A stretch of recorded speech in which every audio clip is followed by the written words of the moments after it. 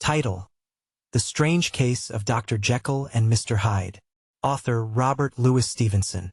Story of the Door. Mr. Utterson the lawyer was a man of a rugged countenance that was never lighted by a smile. Cold, scanty, and embarrassed in discourse. Backward in sentiment. Lean, long, dusty, dreary, and yet somehow lovable. At friendly meetings, and when the wine was to his taste, something eminently human beaconed from his eye. Something indeed which never found its way into his talk, but which spoke not only in these silent symbols of the after-dinner face, but more often and loudly in the acts of his life. He was austere with himself, drank gin when he was alone to mortify a taste for vintages, and though he enjoyed the theater, had not crossed the doors of one for 20 years. But he had an approved tolerance for others, sometimes wondering, almost with envy, at the high pressure of spirits involved in their misdeeds, and in any extremity inclined to help rather than to reprove. "I incline to Cain's heresy," he used to say quaintly. "I let my brother go to the devil in his own way." In this character, it was frequently his fortune to be the last reputable acquaintance and the last good influence in the lives of down-going men. And to such as these, so long as they came about his chambers, he never marked a shade of change in his demeanor. No doubt the feat was easy to Mr. Utterson, for he was undemonstrative at the best, and even his friendship seemed to be founded in a similar catholicity of good nature. It is the mark of a modest man to accept his friendly circle ready-made from the hands of opportunity, and that was the lawyer's way. His friends were those of his own blood or those whom he had known the longest. His affections, like ivy, were the growth of time, they implied no aptness in the object. Hence, no doubt the bond that united him to Mr. Richard Enfield, his distant kinsman, the well-known man about town. It was a nut to crack for many, what these two could see in each other, or what subject they could find in common. It was reported by those who encountered them in their Sunday walks, that they said nothing, looked singularly dull, and would hail with obvious relief the appearance of a friend. For all that, the two men put the greatest store by these excursions, counted them the chief jewel of each week, and not only set aside occasions of pleasure, but even resisted the calls of business, that they might enjoy them uninterrupted. It chanced on one of these rambles that their way led them down a by-street in a busy quarter of London.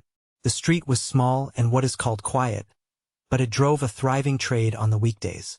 The inhabitants were all doing well, it seemed, and all emulously hoping to do better still, and laying out the surplus of their grains in coquetry. So that the shop fronts stood along that thoroughfare with an air of invitation, like rows of smiling saleswomen. Even on Sunday, when it veiled its more florid charms and lay comparatively empty of passage, the street shone out in contrast to its dingy neighborhood, like a fire in a forest, and with its freshly painted shutters, well-polished brasses, and general cleanliness and gaiety of note, instantly caught and pleased the eye of the passenger. 2 doors from one corner, on the left hand going east, the line was broken by the entry of a court, and just at that point a certain sinister block of building thrust forward its gable on the street. It was 2 stories high, showed no window, nothing but a door on the lower story and a blind forehead of discolored wall on the upper, and bore in every feature the marks of prolonged and sordid negligence. The door, which was equipped with neither bell nor knocker, was blistered and disdained.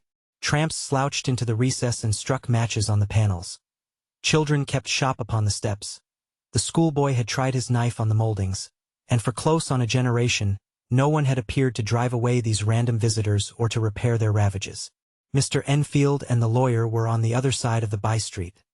But when they came abreast of the entry, the former lifted up his cane and pointed. "Did you ever remark that door?" he asked, and when his companion had replied in the affirmative, "It is connected in my mind," added he with a very odd story. "Indeed?" said Mr. Utterson with a slight change of voice, "and what was that?" "Well, it was this way," returned Mr. Enfield. "I was coming home from some place at the end of the world, about 3 o'clock of a black winter morning, and my way lay through a part of town where there was literally nothing to be seen but lamps. Street after street and all the folks asleep. Street after street, all lighted up as if for a procession and all as empty as a church, till at last I got into that state of mind when a man listens and begins to long for the sight of a policeman. All at once, I saw 2 figures. One a little man who was stumping along eastward at a good walk, and the other a girl of maybe 8 or 10 who was running as hard as she was able down a cross street. Well, sir, The two ran into one another naturally enough at the corner. And then came the horrible part of the thing. For the man trampled calmly over the child's body and left her screaming on the ground. Sounds nothing to hear, but it was hellish to see. It wasn't like a man. It was like some damn juggernaut.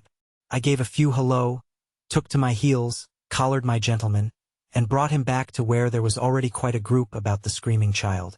He was perfectly cool and made no resistance, but gave me one look, so ugly that it brought out the sweat on me like running. The people who had turned out were the girl's own family, and pretty soon the doctor, for whom she had been sent, put in his appearance. Well, the child was not much the worse, more frightened, according to the sawbones, and there you might have supposed would be an end to it. But there was one curious circumstance. I had taken a loathing to my gentleman at first sight. So had the child's family, which was only natural. But the doctor's case was what struck me. He was the usual cut and dry apothecary, of no particular age and color, with a strong Edinburgh accent and about as emotional as a bagpipe. Well, sir, he was like the rest of us. Every time he looked at my prisoner, I saw that Sawbones turned sick and white with the desire to kill him. I knew what was in his mind just as he knew what was in mine, and killing being out of the question, we did the next best. We told the man we could and would make such a scandal out of this as should make his name stink from one end of London to the other. If he had any friends or any credit, we undertook that he should lose them. And all the time, as we were pitching it in red hot, we were keeping the women off him as best we could, for they were as wild as harpies. I never saw a circle of such hateful faces. And there was the man in the middle with a kind of black sneering coolness. Frightened too, I could see that, but carrying it off, sir, really like Satan. If you choose to make capital out of this accident, said he, I am naturally helpless. No gentleman but wishes to avoid a scene, says he. Name your figure. Well, we screwed him up to £100 for the child's family. He would have clearly liked to stick out. But there was something about the lot of us that meant mischief, and at last he struck. The next thing was to get the money, and where do you think he carried us but to that place with the door? Whipped out a key, went in, and presently came back with the matter of £10 in gold and a cheque for the balance on Coutts's, drawn payable to bearer and signed with a name that I can't mention, though it's one of the points of my story, but it was a name at least very well known and often printed. The figure was stiff, but the signature was good for more than that if it was only genuine. I took the liberty of pointing out to my gentleman that the whole business looked apocryphal, and that a man does not, in real life, walk into a cellar door at 4 in the morning and come out with another man's cheque for close upon £100. But he was quite easy and sneering. Set your mind at rest, says he. I will stay with you till the banks open and cash the cheque myself. So we all set off, the doctor and the child's father and our friend and myself, and passed the rest of the night in my chambers. And next day, when we had breakfasted, went in a body to the bank. I gave in the cheque myself, and said I had every reason to believe it was a forgery. Not a bit of it. The cheque was genuine. Tut tut, said Mr. Utterson. I see you feel as I do, said Mr. Enfield. Yes, it's a bad story. For my man was a fellow that nobody could have to do with, a really damnable man, and the person that drew the cheque is the very pink of the proprieties, celebrated too, and, what makes it worse, one of your fellows who do what they call good. Blackmail, I suppose. An honest man paying through the nose for some of the capers of his youth.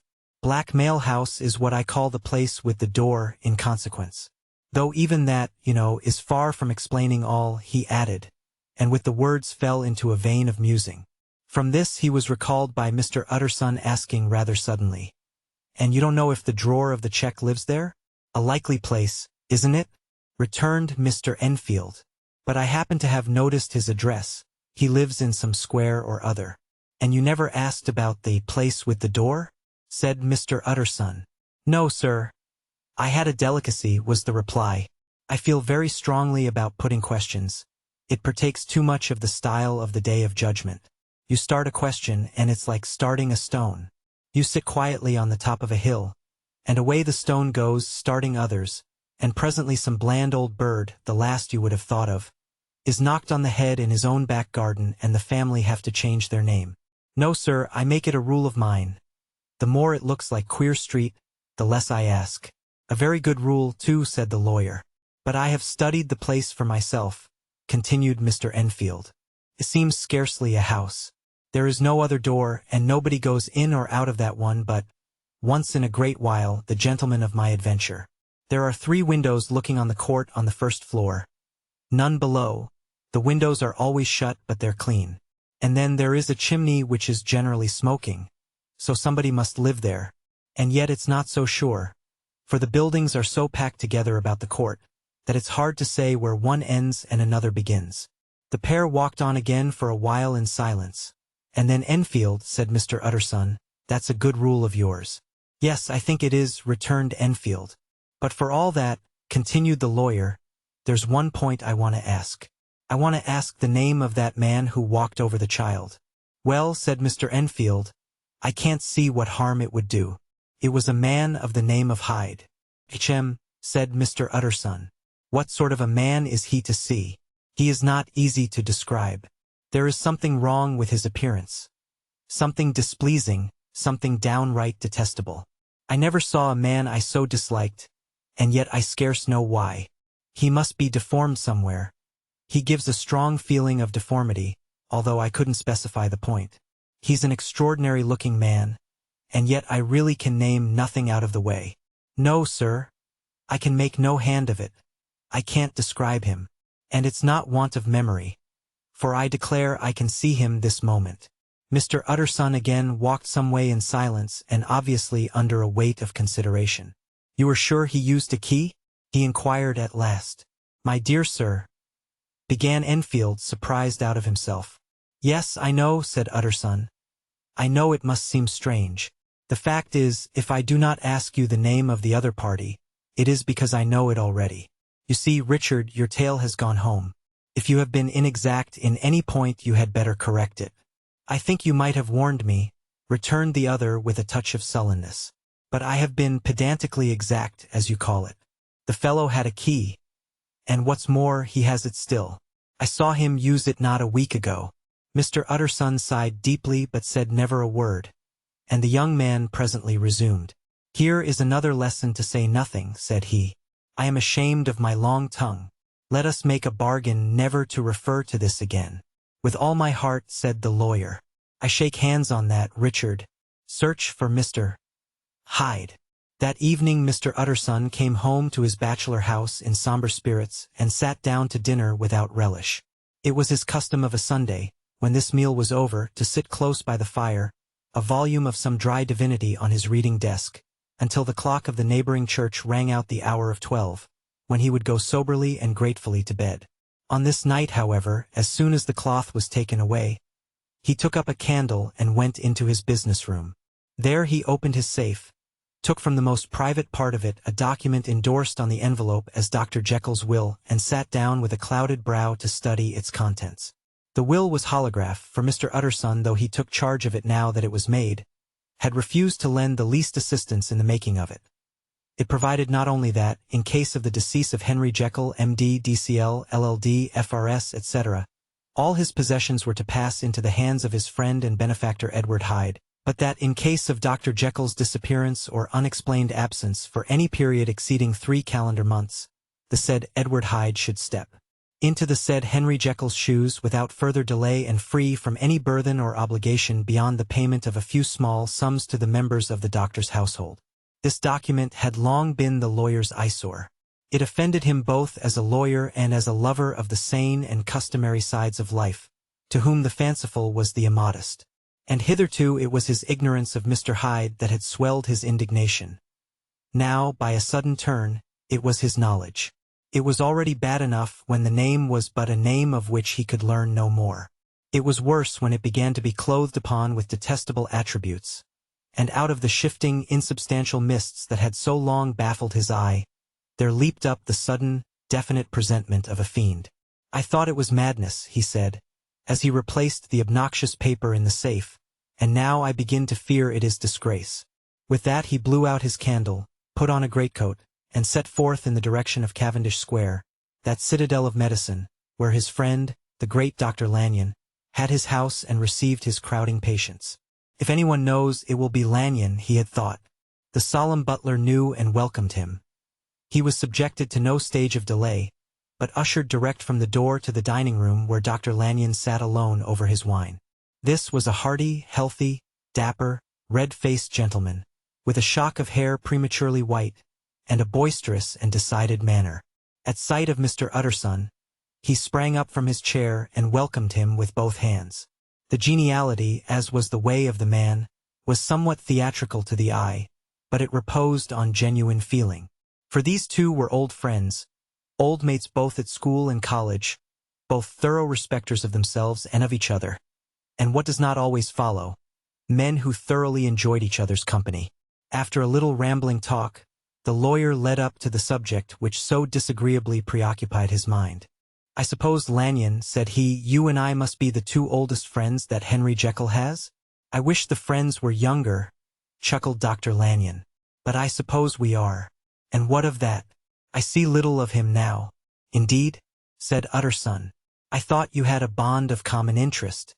"We had," was the reply. "But it is more than 10 years since Henry Jekyll became too fanciful for me. He began to go wrong in mind.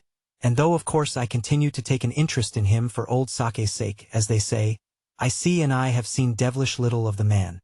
Such unscientific balderdash," added the doctor, flushing suddenly purple, "would have estranged Damon and Pythias."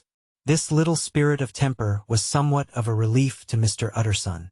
They have only differed on some point of science, he thought, and being a man of no scientific passions, except in the matter of conveyancing, he even added, "It is nothing worse than that."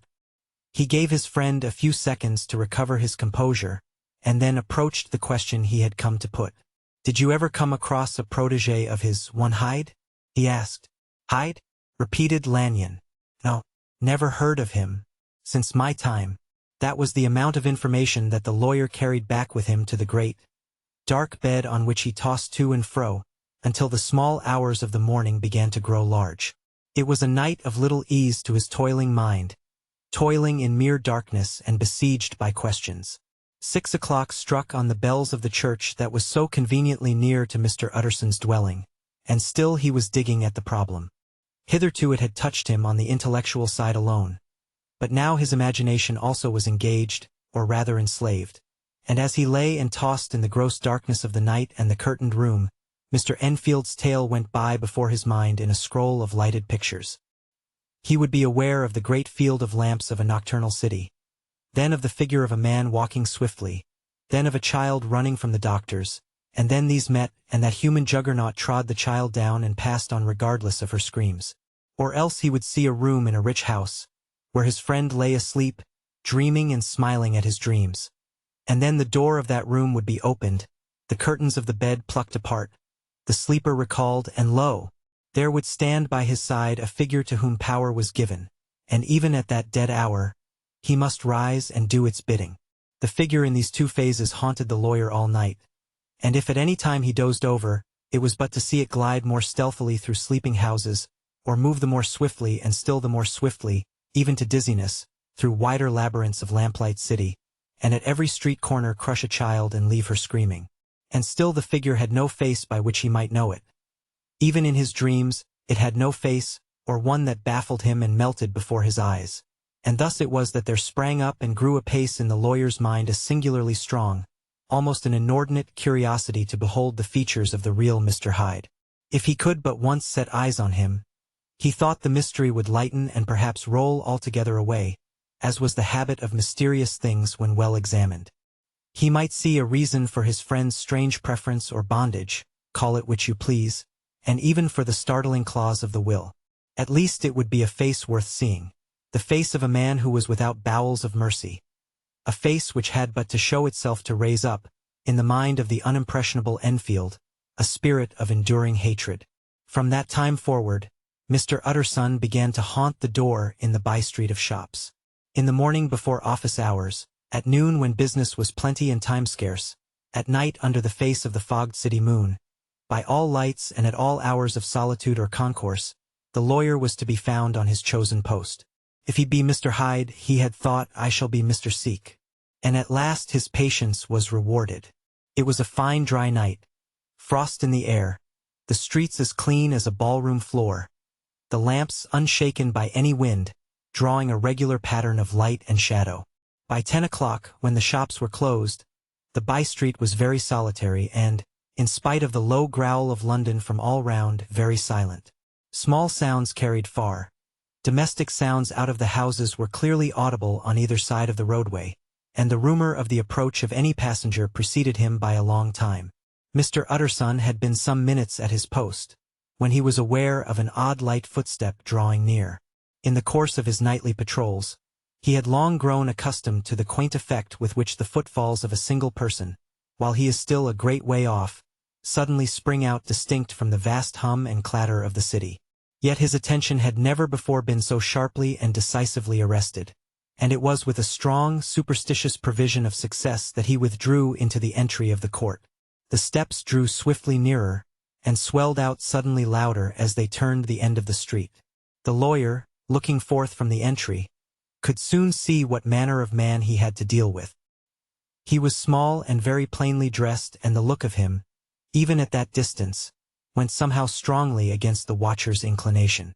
But he made straight for the door, crossing the roadway to save time, and as he came, he drew a key from his pocket like one approaching home.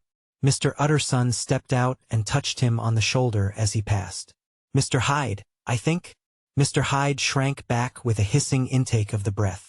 But his fear was only momentary, and though he did not look the lawyer in the face, he answered coolly enough, "That is my name. What do you want?" "I see you are going in," returned the lawyer. "I am an old friend of Dr. Jekyll's, Mr. Utterson of Gaunt Street. You must have heard of my name, and meeting you so conveniently I thought you might admit me. You will not find Dr. Jekyll. He is from home," replied Mr. Hyde, blowing in the key. And then suddenly, but still without looking up, "How did you know me?" he asked.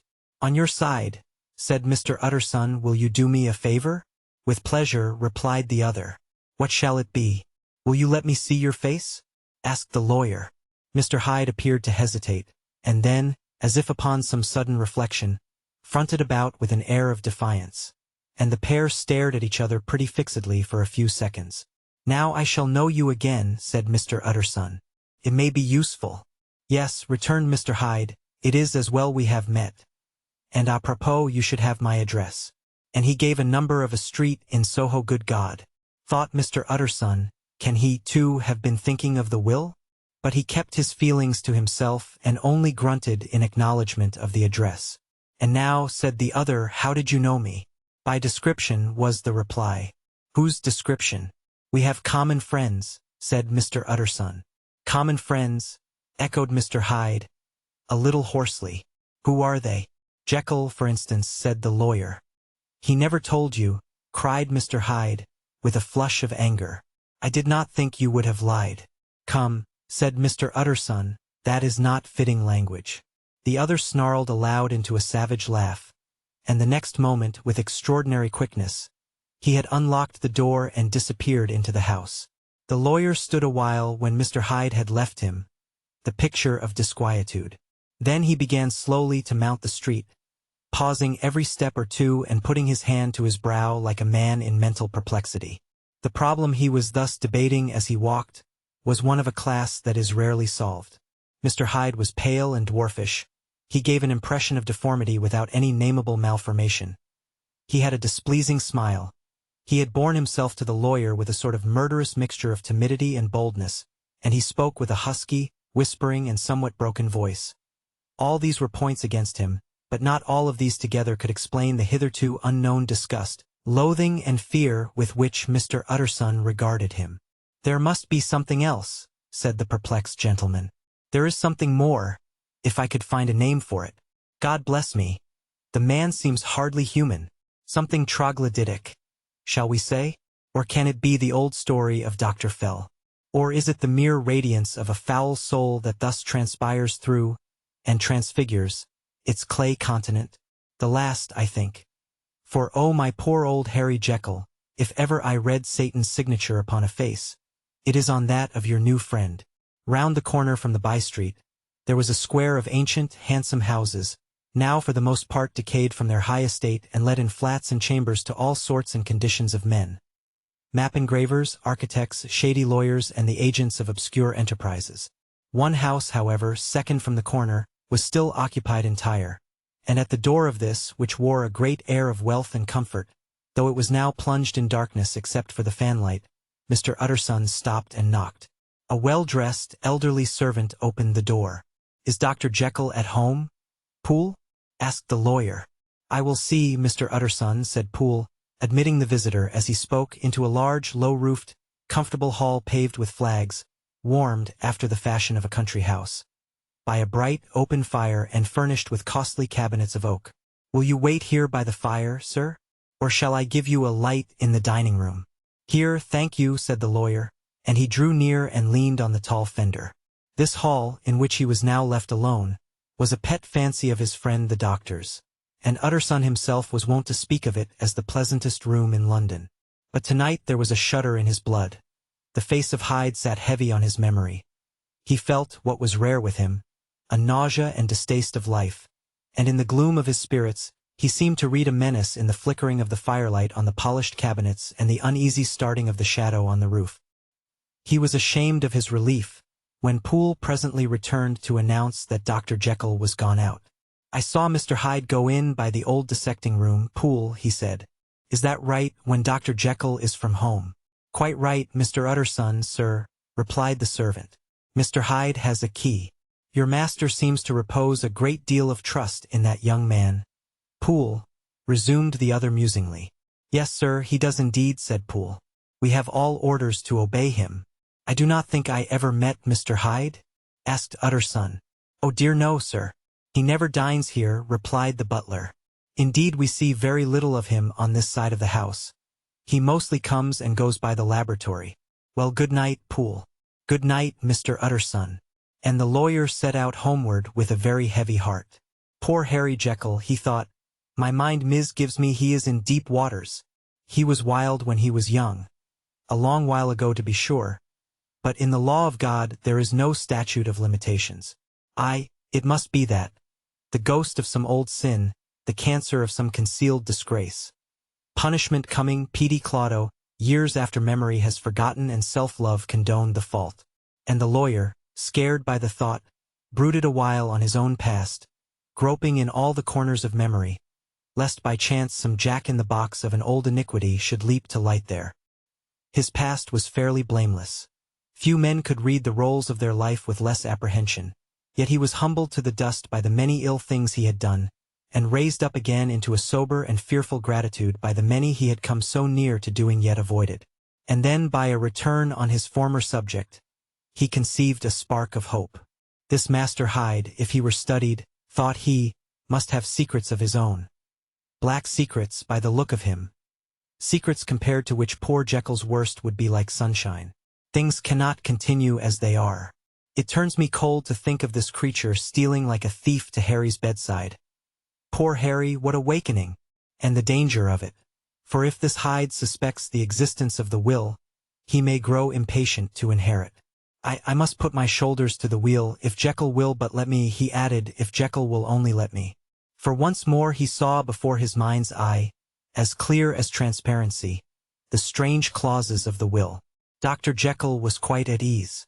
A fortnight later, by excellent good fortune, the doctor gave one of his pleasant dinners to some 5 or 6 old cronies, all intelligent, reputable men and all judges of good wine, and Mr. Utterson so contrived that he remained behind after the others had departed.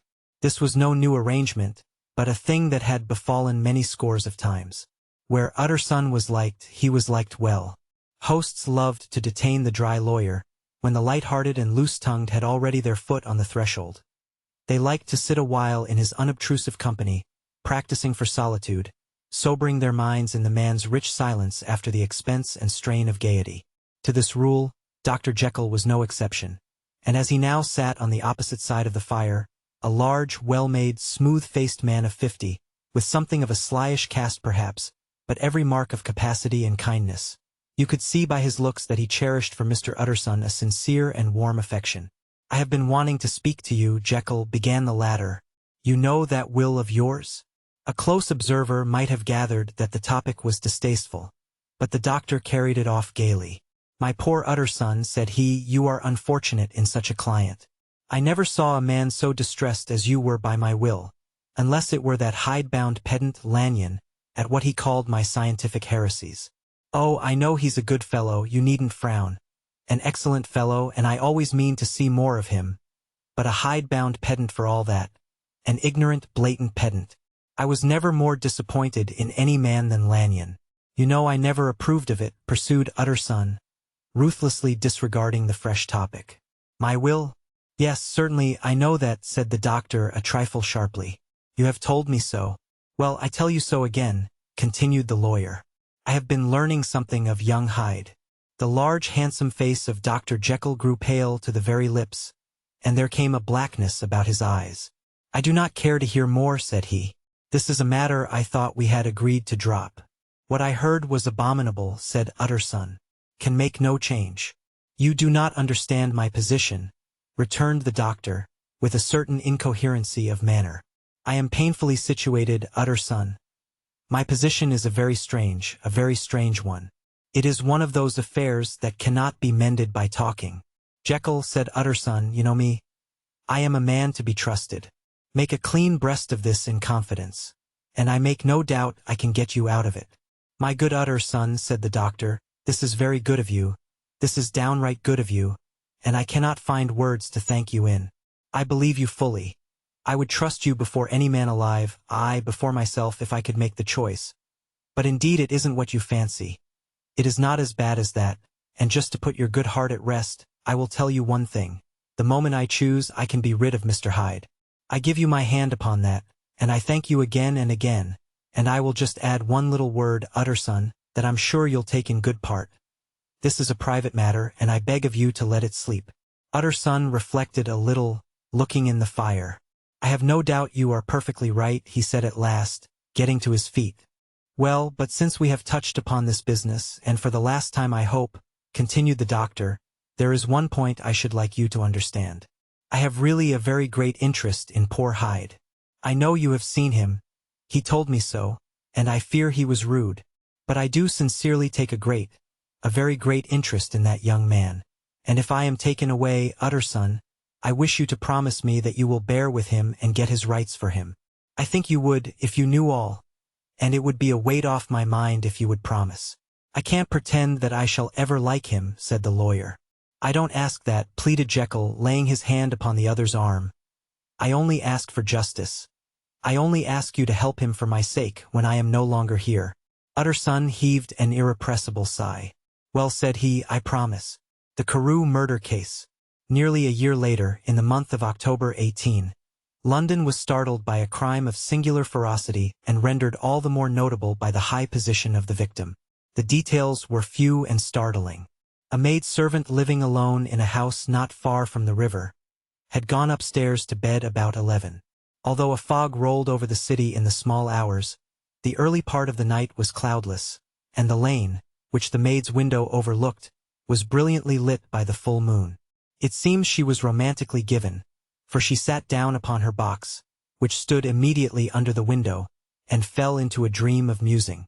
"Never," she used to say, with streaming tears, when she narrated that experience, "never had she felt more at peace with all men or thought more kindly of the world." And as she so sat, she became aware of an aged beautiful gentleman with white hair, drawing near along the lane, and advancing to meet him another and very small gentleman, to whom at first she paid less attention. When they had come within speech, which was just under the maid's eyes, the older man bowed and accosted the other with a very pretty manner of politeness. It did not seem as if the subject of his address were of great importance. Indeed, from his pointing, it sometimes appeared as if he were only inquiring his way. But the moon shone on his face as he spoke, and the girl was pleased to watch it. It seemed to breathe such an innocent and old-world kindness of disposition, yet with something high too, as of a well-founded self-content. Presently her eye wandered to the other, and she was surprised to recognize in him a certain Mr. Hyde, who had once visited her master and for whom she had conceived a dislike. He had in his hand a heavy cane, with which he was trifling, but he answered never a word, and seemed to listen with an ill-contained impatience. And then all of a sudden he broke out in a great flame of anger, stamping with his foot, brandishing the cane, and carrying on, as the maid described it, like a madman. The old gentleman took a step back, with the air of one very much surprised and a trifle hurt, and at that Mr. Hyde broke out of all bounds and clubbed him to the earth. And next moment, with ape-like fury, he was trampling his victim underfoot and hailing down a storm of blows, under which the bones were audibly shattered and the body jumped upon the roadway. At the horror of these sights and sounds, the maid fainted. It was 2 o'clock when she came to herself and called for the police. The murderer was gone long ago, but there lay his victim in the middle of the lane, incredibly mangled. The stick with which the deed had been done, although it was of some rare and very tough and heavy wood, had broken in the middle under the stress of this insensate cruelty, and one splintered half had rolled in the neighboring gutter, the other, without doubt, had been carried away by the murderer. A purse and gold watch were found upon the victim, but no cards or papers except a sealed and stamped envelope, which he had been probably carrying to the post, and which bore the name and address of Mr. Utterson. This was brought to the lawyer the next morning, before he was out of bed, and he had no sooner seen it and been told the circumstances, than he shot out a solemn lip. "I shall say nothing till I have seen the body," said he. "This may be very serious. Have the kindness to wait while I dress." And with the same grave countenance he hurried through his breakfast and drove to the police station, whither the body had been carried. As soon as he came into the cell, he nodded. "Yes," said he, "I recognize him. I am sorry to say that this is Sir Danvers Carew." "Good God, sir!" exclaimed the officer. "Is it possible?" And the next moment his eye lighted up with professional ambition. "This will make a deal of noise," he said, "and perhaps you can help us to the man." And he briefly narrated what the maid had seen, and showed the broken stick. Mr. Utterson had already quailed at the name of Hyde, but when the stick was laid before him, he could doubt no longer. Broken and battered as it was, he recognized it for one that he had himself presented many years before to Henry Jekyll. "Is this Mr. Hyde a person of small stature?" he inquired. "Particularly small and particularly wicked-looking, is what the maid calls him," said the officer.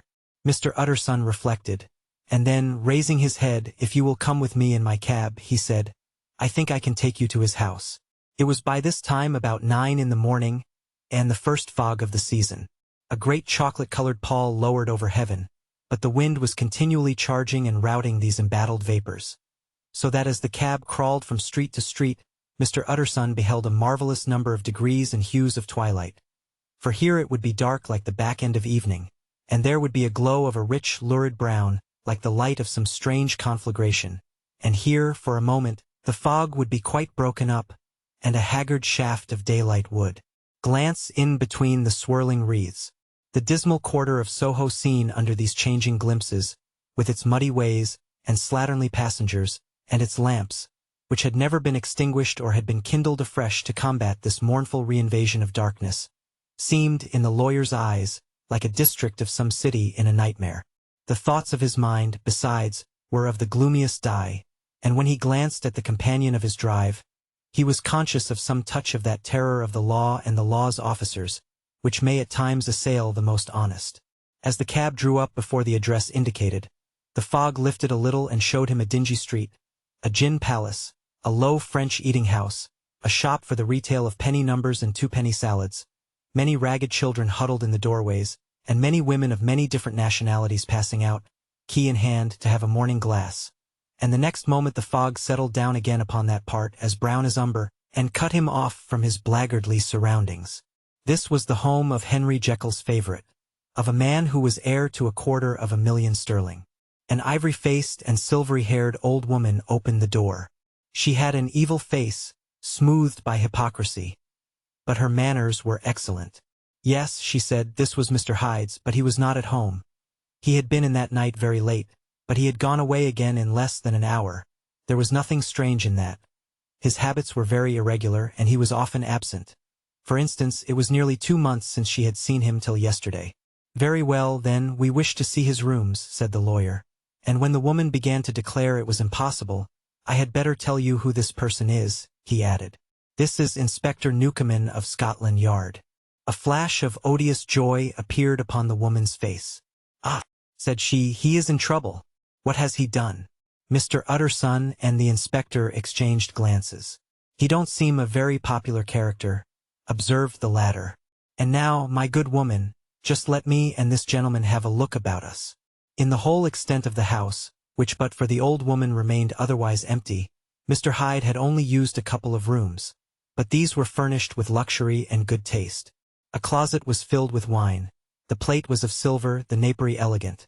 A good picture hung upon the walls, a gift, as Utterson supposed, from Henry Jekyll, who was much of a connoisseur, and the carpets were of many plies and agreeable in color.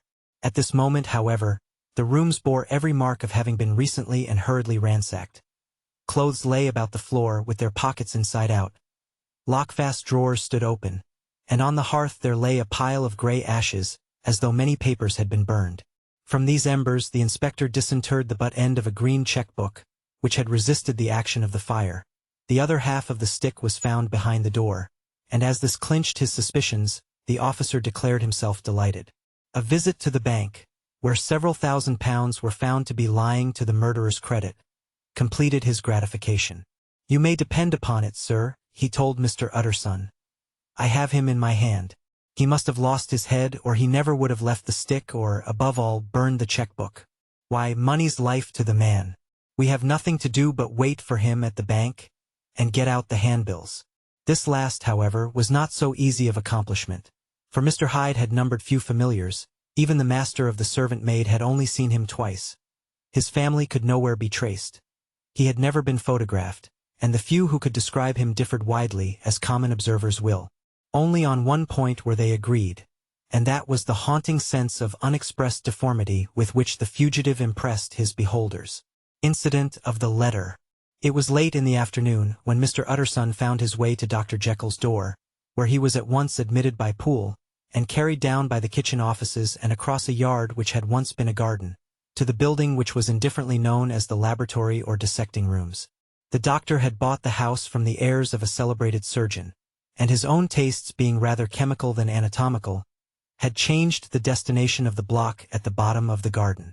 It was the first time that the lawyer had been received in that part of his friend's quarters, and he eyed the dingy, windowless structure with curiosity, and gazed round with a distasteful sense of strangeness as he crossed the theatre, once crowded with eager students and now lying gaunt and silent, the tables laden with chemical apparatus, the floor strewn with crates and littered with packing straw, and the light falling dimly through the foggy cupola. At the further end, a flight of stairs mounted to a door covered with red baize, and through this Mr. Utterson was at last received into the doctor's cabinet. It was a large room fitted round with glass presses, furnished, among other things, with a cheval-glass and a business table, and looking out upon the court by 3 dusty windows barred with iron. The fire burned in the grate. A lamp was set lighted on the chimney shelf, for even in the houses the fog began to lie thickly, and there, close up to the warmth, sat Dr. Jekyll, looking deathly sick. He did not rise to meet his visitor, but held out a cold hand and bade him welcome in a changed voice. "And now," said Mr. Utterson, as soon as Poole had left them, "you have heard the news?" The doctor shuddered. "They were crying it in the square," he said. "I heard them in my dining room." "One word," said the lawyer. "Carew was my client, but so are you, and I want to know what I am doing. You have not been mad enough to hide this fellow?" "Utterson, I swear to God," cried the doctor, "I swear to God I will never set eyes on him again. I bind my honor to you that I am done with him in this world. It is all at an end. And indeed he does not want my help. You do not know him as I do. He is safe, he is quite safe. Mark my words, he will never more be heard of." The lawyer listened gloomily. He did not like his friend's feverish manner. "You seem pretty sure of him," said he, "and for your sake I hope you may be right. If it came to a trial, your name might appear." "I am quite sure of him," replied Jekyll. "I have grounds for certainty that I cannot share with anyone. But there is one thing on which you may advise me. I have received a letter, and I am at a loss whether I should show it to the police. I should like to leave it in your hands, Utterson. You would judge wisely, I am sure. I have so great a trust in you." "You fear, I suppose, that it might lead to his detection?" asked the lawyer. "No," said the other. "I cannot say that I care what becomes of Hyde. I am quite done with him. I was thinking of my own character, which this hateful business has rather exposed." Utterson ruminated a while. He was surprised at his friend's selfishness, and yet relieved by it. "Well," said he, at last, "let me see the letter." The letter was written in an odd, upright hand and signed Edward Hyde, and it signified, briefly enough, that the writer's benefactor, Dr. Jekyll, whom he had long so unworthily repaid for 1,000 generosities, need labor under no alarm for his safety, as he had means of escape on which he placed a sure dependence. The lawyer liked this letter well enough. It put a better color on the intimacy than he had looked for, and he blamed himself for some of his past suspicions. "Have you the envelope?" he asked. "I burned it," replied Jekyll, "before I thought what I was about. But it bore no postmark. The note was handed in. "Shall I keep this and sleep upon it?" asked Utterson. "I wish you to judge for me entirely," was the reply. "I have lost confidence in myself." "Well, I shall consider," returned the lawyer. "And now one word more. It was Hyde who dictated the terms in your will about that disappearance?" The doctor seemed seized with a qualm of faintness. He shut his mouth tight and nodded. "I knew it," said Utterson. "He meant to murder you. You had a fine escape." "I have had what is far more to the purpose," returned the doctor solemnly. "I have had a lesson. Oh God, Utterson, what a lesson I have had!" And he covered his face for a moment with his hands. On his way out, the lawyer stopped and had a word or two with Poole. "By the by," said he, "there was a letter handed in today. What was the messenger like?" But Poole was positive nothing had come except by post, and only circulars by that, he added. This news sent off the visitor with his fears renewed. Plainly the letter had come by the laboratory door. Possibly, indeed, it had been written in the cabinet, and if that were so, it must be differently judged and handled with the more caution. The newsboys, as he went, were crying themselves hoarse along the footways. Special edition. Shocking murder of an MP. That was the funeral oration of one friend and client, and he could not help a certain apprehension lest the good name of another should be sucked down in the eddy of the scandal. It was, at least, a ticklish decision that he had to make, and self-reliant as he was by habit, he began to cherish a longing for advice. It was not to be had directly, but perhaps, he thought, it might be fished for. Presently after, he sat on one side of his own hearth with Mr. Guest, his head clerk upon the other, and midway between, at a nicely calculated distance from the fire, a bottle of a particular old wine that had long dwelt unsunned in the foundations of his house. The fog still slept on the wing above the drowned city, where the lamps glimmered like carbuncles, and through the muffle and smother of these fallen clouds, the procession of the town's life was still rolling in through the great arteries with a sound as of a mighty wind. But the room was gay with firelight. In the bottle the acids were long ago resolved. The imperial dye had softened with time, as the color grows richer in stained windows, and the glow of hot autumn afternoons on hillside vineyards was ready to be set free and to disperse the fogs of London. Insensibly the lawyer melted. There was no man from whom he kept fewer secrets than Mr. Guest, and he was not always sure that he kept as many as he meant. Guest had often been on business to the doctor's. He knew Poole. He could scarce have failed to hear of Mr. Hyde's familiarity about the house. He might draw conclusions. Was it not as well, then, that he should see a letter which put that mystery to right? And above all, since Guest, being a great student and critic of handwriting, would consider the step natural and obliging? The clerk, besides, was a man of counsel. He could scarce read so strange a document without dropping a remark, and by that remark Mr. Utterson might shape his future course. "This is a sad business about Sir Danvers," he said. "Yes, sir, indeed. It has elicited a great deal of public feeling," returned Guest. "The man, of course, was mad." "I should like to hear your views on that," replied Utterson. "I have a document here in his handwriting. It is between ourselves, for I scarce know what to do about it. It is an ugly business at the best. But there it is, quite in your way, a murderer's autograph." Guest's eyes brightened, and he sat down at once and studied it with passion. "No, sir," he said, "not mad. But it is an odd hand, and by all accounts a very odd writer," added the lawyer. Just then the servant entered with a note. "Is that from Dr. Jekyll, sir?" inquired the clerk. "I thought I knew the writing. Anything private, Mr. Utterson?" "Only an invitation to dinner." "Why, do you want to see it?" "One moment." "I thank you, sir." And the clerk laid the 2 sheets of paper alongside and sedulously compared their contents. "Thank you, sir," he said at last, returning both. "It's a very interesting autograph." There was a pause, during which Mr. Utterson struggled with himself. Why did you compare them, guest? He inquired suddenly. Well, sir, returned the clerk, there's a rather singular resemblance. The two hands are in many points identical, only differently sloped. Rather quaint, said Utterson. It is, as you say, rather quaint, returned guest. I wouldn't speak of this note, said the master. No, sir, said the clerk. I understand.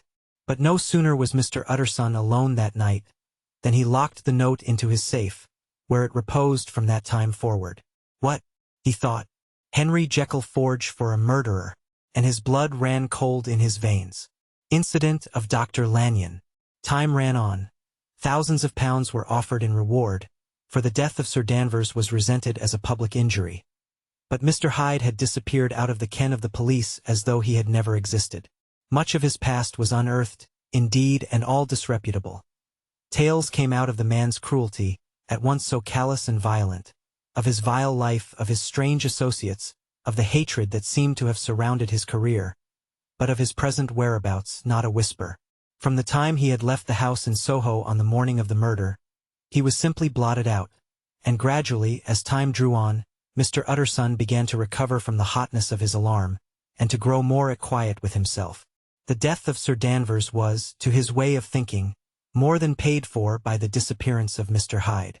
Now that that evil influence had been withdrawn, a new life began for Dr. Jekyll.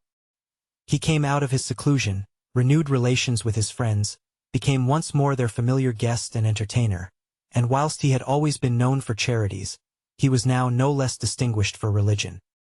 He was busy, he was much in the open air, he did good. His face seemed to open and brighten, as if with an inward consciousness of service, and for more than 2 months, the doctor was at peace. On the 8th of January Utterson had dined at the doctor's with a small party. Lanyon had been there, and the face of the host had looked from one to the other as in the old days when the trio were inseparable friends.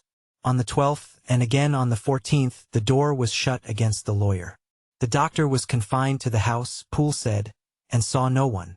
On the 15th, he tried again and was again refused, and having now been used for the last 2 months to see his friend almost daily, he found this return of solitude to weigh upon his spirits. The 5th night he had in guest to dine with him, and the 6th he betook himself to Dr. Lanyon's. There at least he was not denied admittance. But when he came in, he was shocked at the change which had taken place in the doctor's appearance. He had his death warrant written legibly upon his face. The rosy man had grown pale. His flesh had fallen away.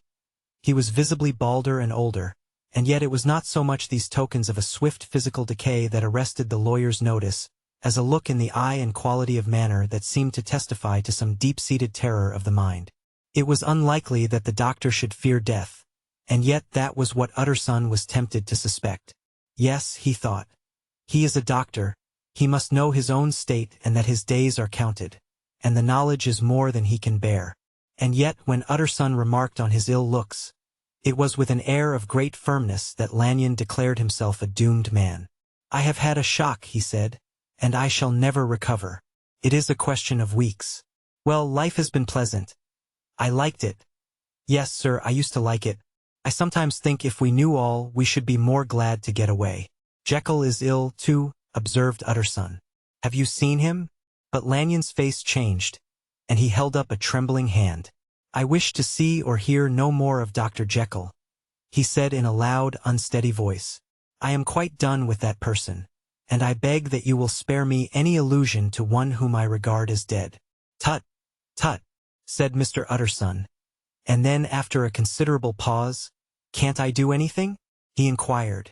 We are 3 very old friends, Lanyon. We shall not live to make others.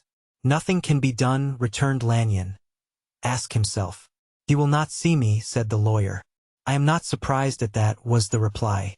Some day, Utterson, after I am dead, you may perhaps come to learn the right and wrong of this. Cannot tell you. And in the meantime, if you can sit and talk with me of other things, for God's sake, stay and do so. But if you cannot keep clear of this accursed topic, then in God's name go, for I cannot bear it. As soon as he got home, Utterson sat down and wrote to Jekyll, complaining of his exclusion from the house, and asking the cause of this unhappy break with Lanyon. And the next day brought him a long answer, often very pathetically worded, and sometimes darkly mysterious in drift.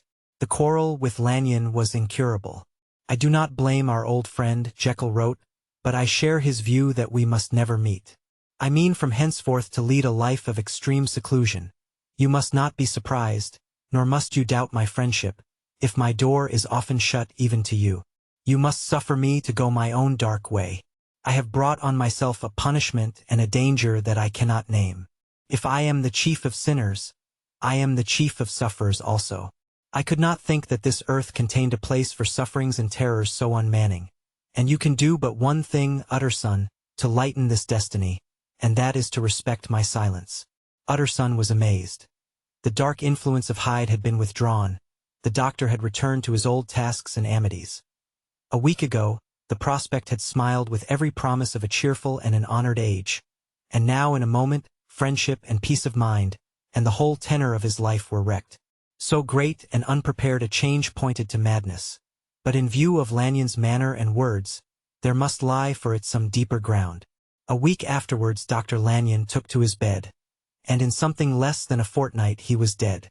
The night after the funeral, at which he had been sadly affected, Utterson locked the door of his business room, and sitting there by the light of a melancholy candle, drew out and set before him an envelope addressed by the hand and sealed with the seal of his dead friend. Private. For the hands of G.J. Utterson alone, and in case of his predeceased to be destroyed unread, so it was emphatically superscribed, and the lawyer dreaded to behold the contents. "I have buried one friend today," he thought. "What if this should cost me another?" And then he condemned the fear as a disloyalty, and broke the seal. Within there was another enclosure, likewise sealed, and marked upon the cover as not to be opened till the death or disappearance of Dr. Henry Jekyll. Utterson could not trust his eyes. Yes, it was disappearance. Here again, as in the mad will which he had long ago restored to its author, here again were the idea of a disappearance and the name of Henry Jekyll Brackett. But in the will, that idea had sprung from the sinister suggestion of the man Hyde. It was set there with a purpose all too plain and horrible. Written by the hand of Lanyon, what should it mean? A great curiosity came on the trustee, to disregard the prohibition and dive at once to the bottom of these mysteries. But professional honor and faith to his dead friend were stringent obligations, and the packet slept in the inmost corner of his private safe. It is one thing to mortify curiosity, another to conquer it, and it may be doubted if, from that day forth, Utterson desired the society of his surviving friend with the same eagerness. He thought of him kindly, but his thoughts were disquieted and fearful. He went to call indeed, but he was perhaps relieved to be denied admittance. Perhaps, in his heart, he preferred to speak with Poole upon the doorstep and surrounded by the air and sounds of the open city, rather than to be admitted into that house of voluntary bondage, and to sit and speak with its inscrutable recluse. Poole had, indeed, no very pleasant news to communicate. The doctor, it appeared, now more than ever confined himself to the cabinet over the laboratory, where he would sometimes even sleep. He was out of spirits, he had grown very silent, he did not read. It seemed as if he had something on his mind. Utterson became so used to the unvarying character of these reports, that he fell off little by little in the frequency of his visits. Incident at the window. It chanced on Sunday, when Mr. Utterson was on his usual walk with Mr. Enfield, that their way lay once again through the by-street, and that when they came in front of the door, both stopped to gaze on it.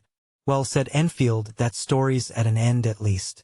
We shall never see more of Mr. Hyde." "I hope not," said Utterson. "Did I ever tell you that I once saw him, and shared your feeling of repulsion?"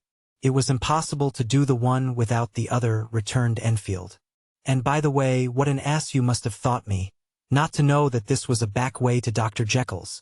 It was partly your own fault that I found it out, even when I did." "So you found it out, did you?" said Utterson. "But if that be so, we may step into the court and take a look at the windows. To tell you the truth, I am uneasy about poor Jekyll. And even outside, I feel as if the presence of a friend might do him good." The court was very cool and a little damp, and full of premature twilight, although the sky, high up overhead, was still bright with sunset. The middle one of the three windows was halfway open, and sitting close beside it, taking the air with an infinite sadness of mien, like some disconsolate prisoner, Utterson saw Dr. Jekyll. "What, Jekyll?" he cried. "I trust you are better." I am very low, Utterson, replied the doctor drearily, very low. It will not last long, thank God. You stay too much indoors, said the lawyer. You should be out, whipping up the circulation like Mr. Enfield and me. This is my cousin, Mr. Enfield, Dr. Jekyll. Come now. Get your hat and take a quick turn with us. You are very good, sighed the other. I should like to very much. But no, it is quite impossible. I dare not. But indeed, Utterson, I am very glad to see you. This is really a great pleasure. I would ask you and Mr. Enfield up, but the place is really not fit. Why, then, said the lawyer good-naturedly, the best thing we can do is to stay down here and speak with you from where we are. That is just what I was about to venture to propose, returned the doctor with a smile. But the words were hardly uttered, before the smile was struck out of his face and succeeded by an expression of such abject terror and despair, as froze the very blood of the two gentlemen below. They saw it but for a glimpse, for the window was instantly thrust down. But that glimpse had been sufficient, and they turned and left the court without a word. In silence, too, they traversed the by-street, and it was not until they had come into a neighboring thoroughfare, where even upon a Sunday there were still some stirrings of life, that Mr. Utterson at last turned and looked at his companion. They were both pale, and there was an answering horror in their eyes.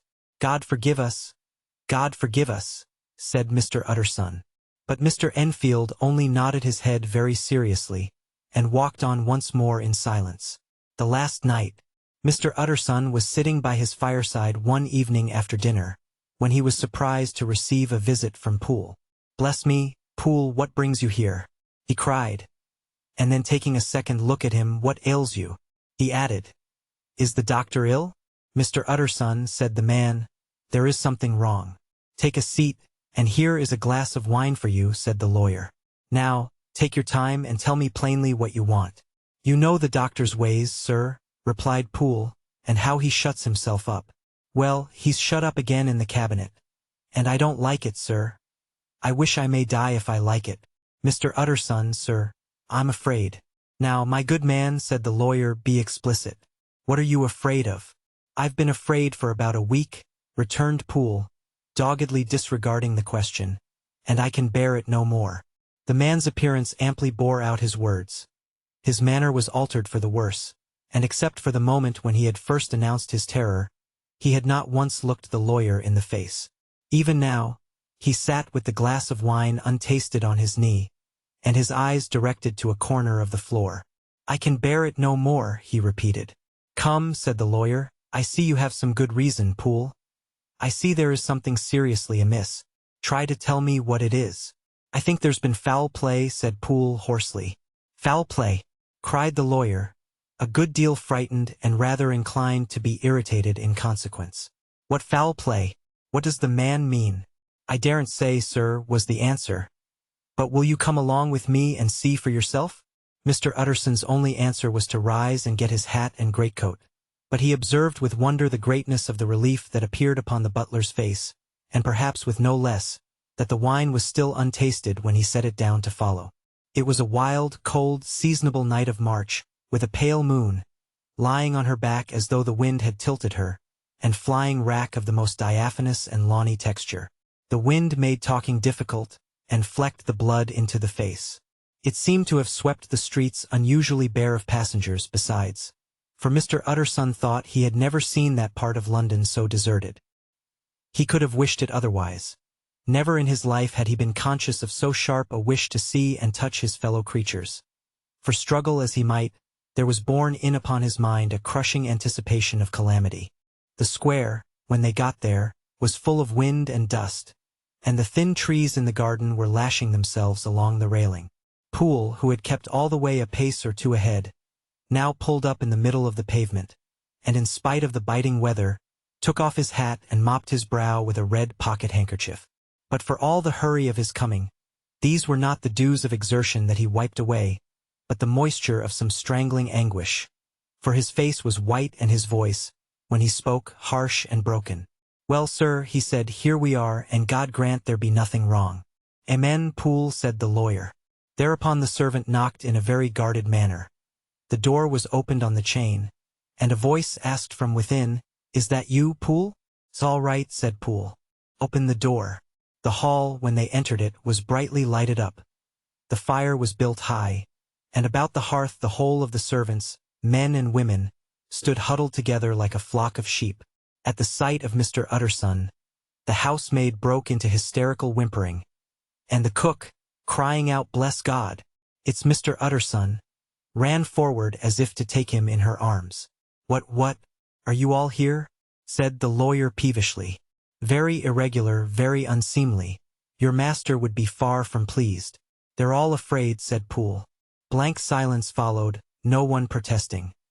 Only the maid lifted her voice and now wept loudly.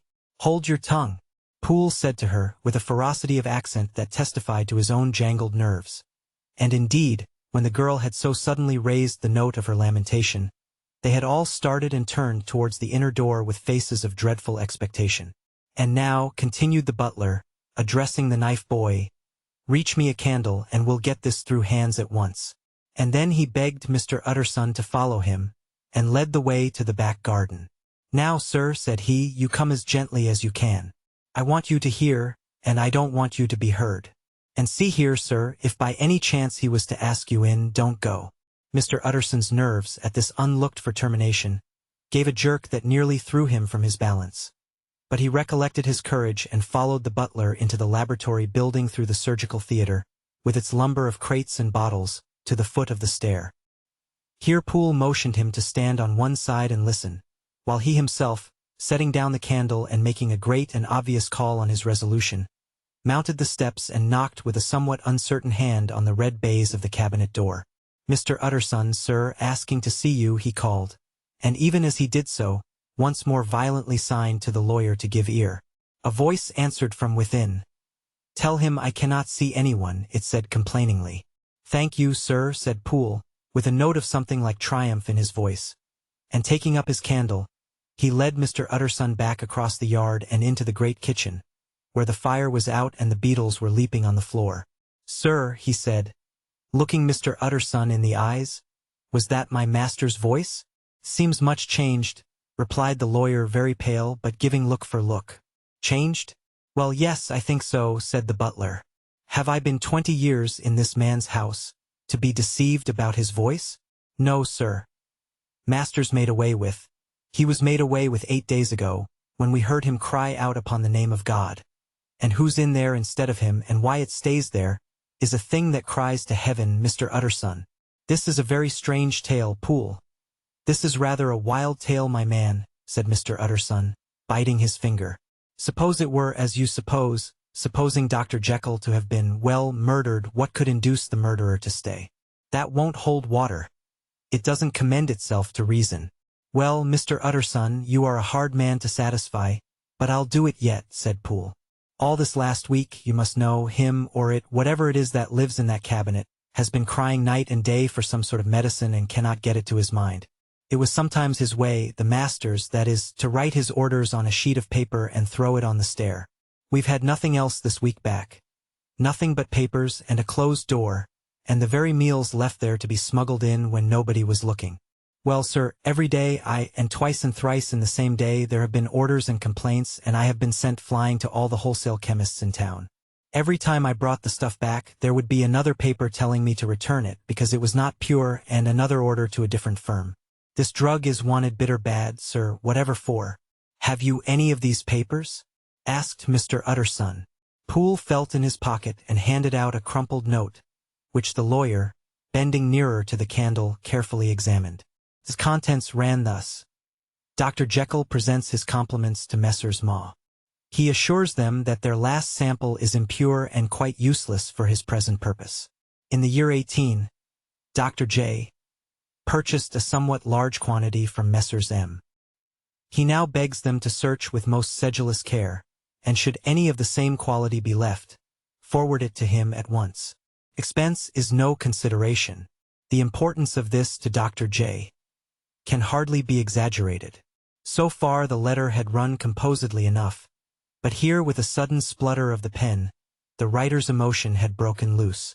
"For God's sake," he added, "find me some of the old." "This is a strange note," said Mr. Utterson. And then sharply, "How do you come to have it open?" "The man at Ma's was main angry, sir, and he threw it back to me like so much dirt, returned Poole. This is unquestionably the doctor's hand. Do you know? Resumed the lawyer. I thought it looked like it, said the servant rather sulkily. And then, with another voice, but what matters hand of right, he said. I've seen him. Seen him? Repeated Mr. Utterson. Well, that's it, said Poole. It was this way. I came suddenly into the theater from the garden. It seems he had slipped out to look for this drug or whatever it is. For the cabinet door was open, and there he was at the far end of the room digging among the crates. He looked up when I came in, gave a kind of cry, and whipped upstairs into the cabinet. It was but for 1 minute that I saw him, but the hair stood upon my head like quills. Sir, if that was my master, why had he a mask upon his face? If it was my master, why did he cry out like a rat, and run from me? I have served him long enough. And then, the man paused and passed his hand over his face. These are all very strange circumstances, said Mr. Utterson, but I think I begin to see daylight. Your master, Poole, is plainly seized with one of those maladies that both torture and deform the sufferer. Hence, for aught I know, the alteration of his voice. Hence the mask and the avoidance of his friends. Hence his eagerness to find this drug, by means of which the poor soul retains some hope of ultimate recovery. God grant that he be not deceived. There is my explanation. It is sad enough, Poole, aye, and appalling to consider. But it is plain and natural, hangs well together, and delivers us from all exorbitant alarms. Sir, said the butler, turning to a sort of mottled pallor, that thing was not my master, and there's the truth. My master, here he looked round him and began to whisper, is a tall, fine build of a man, and this was more of a dwarf. Utterson attempted to protest. Oh, sir, cried Poole, do you think I do not know my master after 20 years? Do you think I do not know where his head comes to in the cabinet door, where I saw him every morning of my life? No, sir, that thing in the mask was never Dr. Jekyll, God knows what it was, but it was never Dr. Jekyll, and it is the belief of my heart that there was murder done. Poole, replied the lawyer, if you say that, it will become my duty to make certain. Much as I desire to spare your master's feelings, much as I am puzzled by this note which seems to prove him to be still alive, I shall consider it my duty to break in that door. Ah, Mr. Utterson, that's talking, cried the butler. And now comes the second question, resumed Utterson. Who is going to do it? Why, you and me, sir, was the undaunted reply. That's very well said, returned the lawyer, and whatever comes of it, I shall make it my business to see you are no loser. There is an axe in the theater, continued Poole, and you might take the kitchen poker for yourself. The lawyer took that rude but weighty instrument into his hand, and balanced it. Do you know, Poole, he said, looking up, that you and I are about to place ourselves in a position of some peril? You may say so, sir, indeed, returned the butler. It is well, then, that we should be frank, said the other. We both think more than we have said. Let us make a clean breast. This masked figure that you saw, did you recognize it? Well, sir, it went so quick, and the creature was so doubled up, that I could hardly swear to that, was the answer. But if you mean, was it Mr. Hyde? Why, yes, I think it was. You see, it was much of the same bigness, and it had the same quick, light way with it. And then who else could have got in by the laboratory door? You have not forgot, sir, that at the time of the murder he had still the key with him? But that's not all. I don't know, Mr. Utterson, if you ever met this Mr. Hyde? Yes, said the lawyer, I once spoke with him. Then you must know as well as the rest of us that there was something queer about that gentleman. Something that gave a man a turn, I don't know rightly how to say it, sir, beyond this, that you felt in your marrow kind of cold and thin. I own I felt something of what you describe, said Mr. Utterson. Quite so, sir, returned Poole. Well, when that masked thing like a monkey jumped from among the chemicals and whipped into the cabinet, it went down my spine like ice. Oh, I know it's not evidence, Mr. Utterson. I'm book-learned enough for that. But a man has his feelings, and I give you my Bible word it was Mr. Hyde. I said the lawyer. My fears inclined to the same point. Evil, I fear, founded evil was sure to come of that connection. I believe you. I believe poor Harry is killed. And I believe his murderer, for what purpose God alone can tell, is still lurking in his victim's room. Well, let our name be vengeance. Call Bradshaw. The footman came at the summons, very white and nervous. Pull yourself together, Bradshaw, said the lawyer. This suspense, I know, is telling upon all of you. But it is now our intention to make an end of it. Poole here and I are going to force our way into the cabinet. If all is well, my shoulders are broad enough to bear the blame. Meanwhile, lest anything should really be amiss, or any malefactor seek to escape by the back, you and the boy must go round the corner with a pair of good sticks and take your post at the laboratory door. We give you 10 minutes to get to your stations. As Bradshaw left, the lawyer looked at his watch. And now, Poole, let us get to ours, he said, and taking the poker under his arm, led the way into the yard. The scud had banked over the moon, and it was now quite dark. The wind, which only broke in puffs and draughts into that deep well of building, tossed the light of the candle to and fro about their steps, until they came into the shelter of the theater, where they sat down silently to wait. London hummed solemnly all around. But nearer at hand, the stillness was only broken by the sounds of a footfall moving to and fro along the cabinet floor. So it will walk all day, sir, whispered Poole. Aye, and the better part of the night. Only when a new sample comes from the chemist there's a bit of a break. Ah, it's an ill conscience that's such an enemy to rest. Ah, sir, there's blood foully shed in every step of it. But hark again a little closer. Put your heart in your ears, Mr. Utterson, and tell me, is that the doctor's foot? The steps fell lightly and oddly, with a certain swing, for all they went so slowly. It was different indeed from the heavy creaking tread of Henry Jekyll. Utterson sighed. Is there never anything else? He asked. Poole nodded. Once, he said. Once I heard it weeping. Weeping? How that? Said the lawyer, conscious of a sudden chill of horror. Weeping like a woman or a lost soul, said the butler. I came away with that upon my heart, that I could have wept too. But now the 10 minutes drew to an end. Poole disinterred the axe from under a stack of packing straw. The candle was set upon the nearest table to light them to the attack, and they drew near with bated breath to where that patient foot was still going up and down in the quiet of the night. Jekyll, cried Utterson with a loud voice, I demand to see you. He paused a moment, but there came no reply. I give you fair warning, our suspicions are aroused, and I must and shall see you, he resumed. If not by fair means, then by foul. If not of your consent, then by brute force.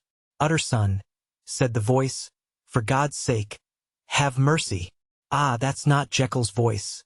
It's Hyde's, cried Utterson. Down with the door, Poole. Poole swung the axe over his shoulder. The blow shook the building, and the red baize door leaped against the lock and hinges. A dismal screech, as of mere animal terror, rang from the cabinet. Up went the axe again, and again the panels crashed and the frame bounded. For times the blow fell, but the wood was tough and the fittings were of excellent workmanship, and it was not until the fifth that the lock burst and the wreck of the door fell inwards on the carpet. The besiegers, appalled by their own riot and the stillness that had succeeded, stood back a little and peered in. There lay the cabinet before their eyes in the quiet lamplight, a good fire glowing and chattering on the hearth, the kettle singing its thin strain, a drawer or two open, papers neatly set forth on the business table, and nearer the fire, the things laid out for tea. The quietest room, you would have said, and, but for the glazed presses full of chemicals, the most commonplace that night in London. Right in the middle there lay the body of a man sorely contorted and still twitching. They drew near on tiptoe, turned it on its back and beheld the face of Edward Hyde. He was dressed in clothes far too large for him, clothes of the doctor's bigness. The cords of his face still moved with a semblance of life, but life was quite gone, and by the crushed phial in the hand and the strong smell of kernels that hung upon the air, Utterson knew that he was looking on the body of a self-destroyer. We have come too late, he said sternly, whether to save or punish. Hyde is gone to his account, and it only remains for us to find the body of your master. The far greater proportion of the building was occupied by the theater, which filled almost the whole ground story and was lighted from above, and by the cabinet, which formed an upper story at one end and looked upon the court. A corridor joined the theater to the door on the by-street, and with this the cabinet communicated separately by a second flight of stairs. There were besides a few dark closets and a spacious cellar. All these they now thoroughly examined. Each closet needed but a glance, for all were empty, and all, by the dust that fell from their doors, had stood long unopened. The cellar, indeed, was filled with crazy lumber, mostly dating from the times of the surgeon who was Jekyll's predecessor. But even as they opened the door they were advertised of the uselessness of further search, by the fall of a perfect mat of cobweb which had for years sealed up the entrance. Nowhere was there any trace of Henry Jekyll, dead or alive. Poole stamped on the flags of the corridor. "He must be buried here," he said, hearkening to the sound. "Or he may have fled," said Utterson, and he turned to examine the door in the by-street. It was locked, and lying nearby on the flags, they found the key, already stained with rust. "This does not look like use," observed the lawyer. "Use?" echoed Poole. "Do you not see, sir, it is broken? Much as if a man had stamped on it." "I," continued Utterson, "and the fractures, too, are rusty." The two men looked at each other with a scare. "This is beyond me, Poole," said the lawyer. "Let us go back to the cabinet." They mounted the stair in silence, and still with an occasional awestruck glance at the dead body, proceeded more thoroughly to examine the contents of the cabinet. At one table, there were traces of chemical work, various measured heaps of some white salt being laid on glass saucers, as though for an experiment in which the unhappy man had been prevented. "That is the same drug that I was always bringing him," said Poole, and even as he spoke, the kettle with a startling noise boiled over. This brought them to the fireside, where the easy-chair was drawn cozily up, and the tea-things stood ready to the sitter's elbow, the very sugar in the cup. There were several books on a shelf. One lay beside the tea-things open, and Utterson was amazed to find it a copy of a pious work, for which Jekyll had several times expressed a great esteem, annotated in his own hand with startling blasphemies. Next, in the course of their review of the chamber, the searchers came to the cheval-glass, into whose depths they looked with an involuntary horror.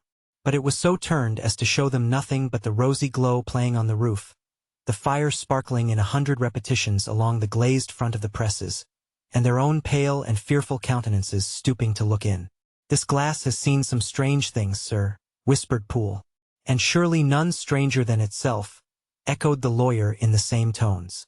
For what did Jekyll? He caught himself up at the word with a start, and then conquering the weakness, what could Jekyll want with it? He said, "You may say that," said Poole. Next they turned to the business table. On the desk, among the neat array of papers, a large envelope was uppermost, and bore, in the doctor's hand, the name of Mr. Utterson. The lawyer unsealed it, and several enclosures fell to the floor. The first was a will, drawn in the same eccentric terms as the one which he had returned 6 months before, to serve as a testament in case of death and as a deed of gift in case of disappearance. But in place of the name of Edward Hyde, the lawyer, with indescribable amazement, read the name of Gabriel John Utterson. He looked at Poole, and then back at the paper, and last of all at the dead malefactor stretched upon the carpet. "My head goes round," he said. "He has been all these days in possession. He had no cause to like me. He must have raged to see himself displaced, and he has not destroyed this document." He caught up the next paper. It was a brief note in the doctor's hand and dated at the top. "Oh, Poole," the lawyer cried, "he was alive and here this day. He cannot have been disposed of in so short a space. He must be still alive, he must have fled. And then, why fled? And how? And in that case, can we venture to declare this suicide? Oh, we must be careful. I foresee that we may yet involve your master in some dire catastrophe." "Why don't you read it, sir?" asked Poole. "Because I fear," replied the lawyer solemnly. "God grant I have no cause for it." And with that he brought the paper to his eyes and read as follows. "My dear Utterson, when this shall fall into your hands, I shall have disappeared, under what circumstances I have not the penetration to foresee, but my instinct and all the circumstances of my nameless situation tell me that the end is sure and must be early. Go then, and first read the narrative which Lanyon warned me he was to place in your hands. And if you care to hear more, turn to the confession of your unworthy and unhappy friend, Henry Jekyll." "There was a third enclosure?" asked Utterson. "Here, sir," said Poole, and gave into his hands a considerable packet sealed in several places. The lawyer put it in his pocket. "I would say nothing of this paper. If your master has fled or is dead, we may at least save his credit. It is now 10. I must go home and read these documents in quiet, but I shall be back before midnight, when we shall send for the police." They went out, locking the door of the theater behind them, and Utterson, once more leaving the servants gathered about the fire in the hall, trudged back to his office to read the two narratives in which this mystery was now to be explained. Dr. Lanyon's narrative. On the 9th of January, now 4 days ago, I received by the evening delivery a registered envelope, addressed in the hand of my colleague and old school companion, Henry Jekyll. I was a good deal surprised by this, for we were by no means in the habit of correspondence. I had seen the man, dined with him, indeed, the night before, and I could imagine nothing in our intercourse that should justify formality of registration. The contents increased my wonder, for this is how the letter ran. December 10th, 18. Dear Lanyon, you are one of my oldest friends, and although we may have differed at times on scientific questions, I cannot remember, at least on my side, any break in our affection. There was never a day when, if you had said to me, Jekyll, my life, my honor, my reason depend upon you, I would not have sacrificed my left hand to help you. Lanyon, my life, my honor, my reason, are all at your mercy. If you fail me tonight, I am lost. You might suppose, after this preface, that I am going to ask you for something dishonorable to grant. Judge for yourself. I want you to postpone all other engagements for tonight. Even if you were summoned to the bedside of an emperor, to take a cab unless your carriage should be actually at the door, and with this letter in your hand for consultation to drive straight to my house. Poole, my butler, has his orders. You will find him waiting your arrival with a locksmith. The door of my cabinet is then to be forced, and you are to go in alone, to open the glazed press, letter E on the left hand, breaking the lock if it be shut, and to draw out, with all its contents as they stand, the fourth drawer from the top or, which is the same thing, the third from the bottom. In my extreme distress of mind, I have a morbid fear of misdirecting you. But even if I am in error, you may know the right drawer by its contents. Some powders, a file, and a paper book. This drawer I beg of you to carry back with you to Cavendish Square exactly as it stands. That is the first part of the service. Now for the second. You should be back, if you set out at once on the receipt of this, long before midnight. But I will leave you that amount of margin, not only in the fear of one of those obstacles that can neither be prevented nor foreseen, but because an hour when your servants are in bed is to be preferred for what will then remain to do. At midnight, then, I have to ask you to be alone in your consulting room, to admit with your own hand into the house a man who will present himself in my name, and to place in his hands the drawer that you will have brought with you from my cabinet. Then you will have played your part and earned my gratitude completely. 5 minutes afterwards, if you insist upon an explanation, you will have understood that these arrangements are of capital importance, and that by the neglect of one of them, fantastic as they must appear, you might have charged your conscience with my death or the shipwreck of my reason. Confident as I am that you will not trifle with this appeal, my heart sinks and my hand trembles at the bare thought of such a possibility. Think of me at this hour, in a strange place, laboring under a blackness of distress that no fancy can exaggerate, and yet well aware that, if you will but punctually serve me, my troubles will roll away like a story that is told. Serve me, my dear Lanyon, and save your friend, H.J.P.S. I had already sealed this up when a fresh terror struck upon my soul. It is possible that the post office may fail me, and this letter not come into your hands until tomorrow morning. In that case, dear Lanyon, do my errand when it shall be most convenient for you in the course of the day, and once more expect my messenger at midnight. It may then already be too late, and if that night passes without event, you will know that you have seen the last of Henry Jekyll.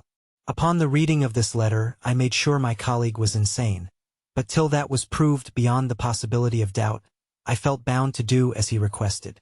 The less I understood of this farrago, the less I was in a position to judge of its importance, and an appeal so worded could not be set aside without a grave responsibility.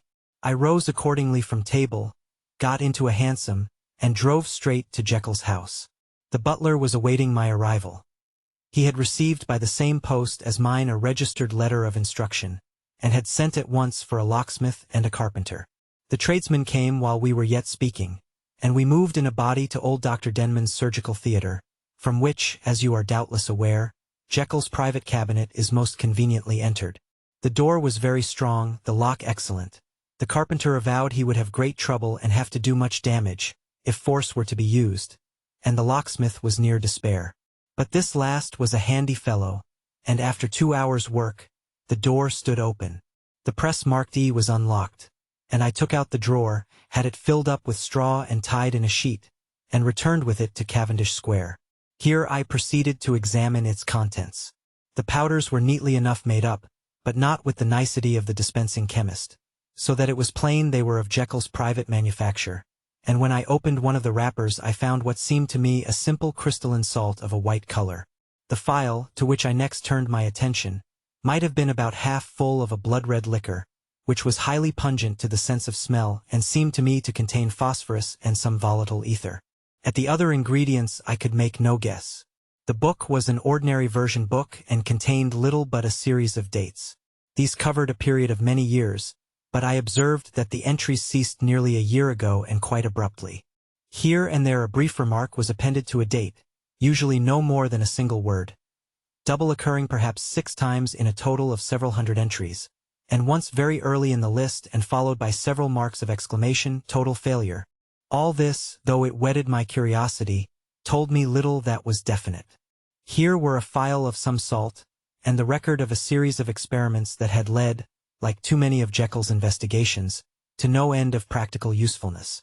How could the presence of these articles in my house affect either the honor, the sanity, or the life of my flighty colleague?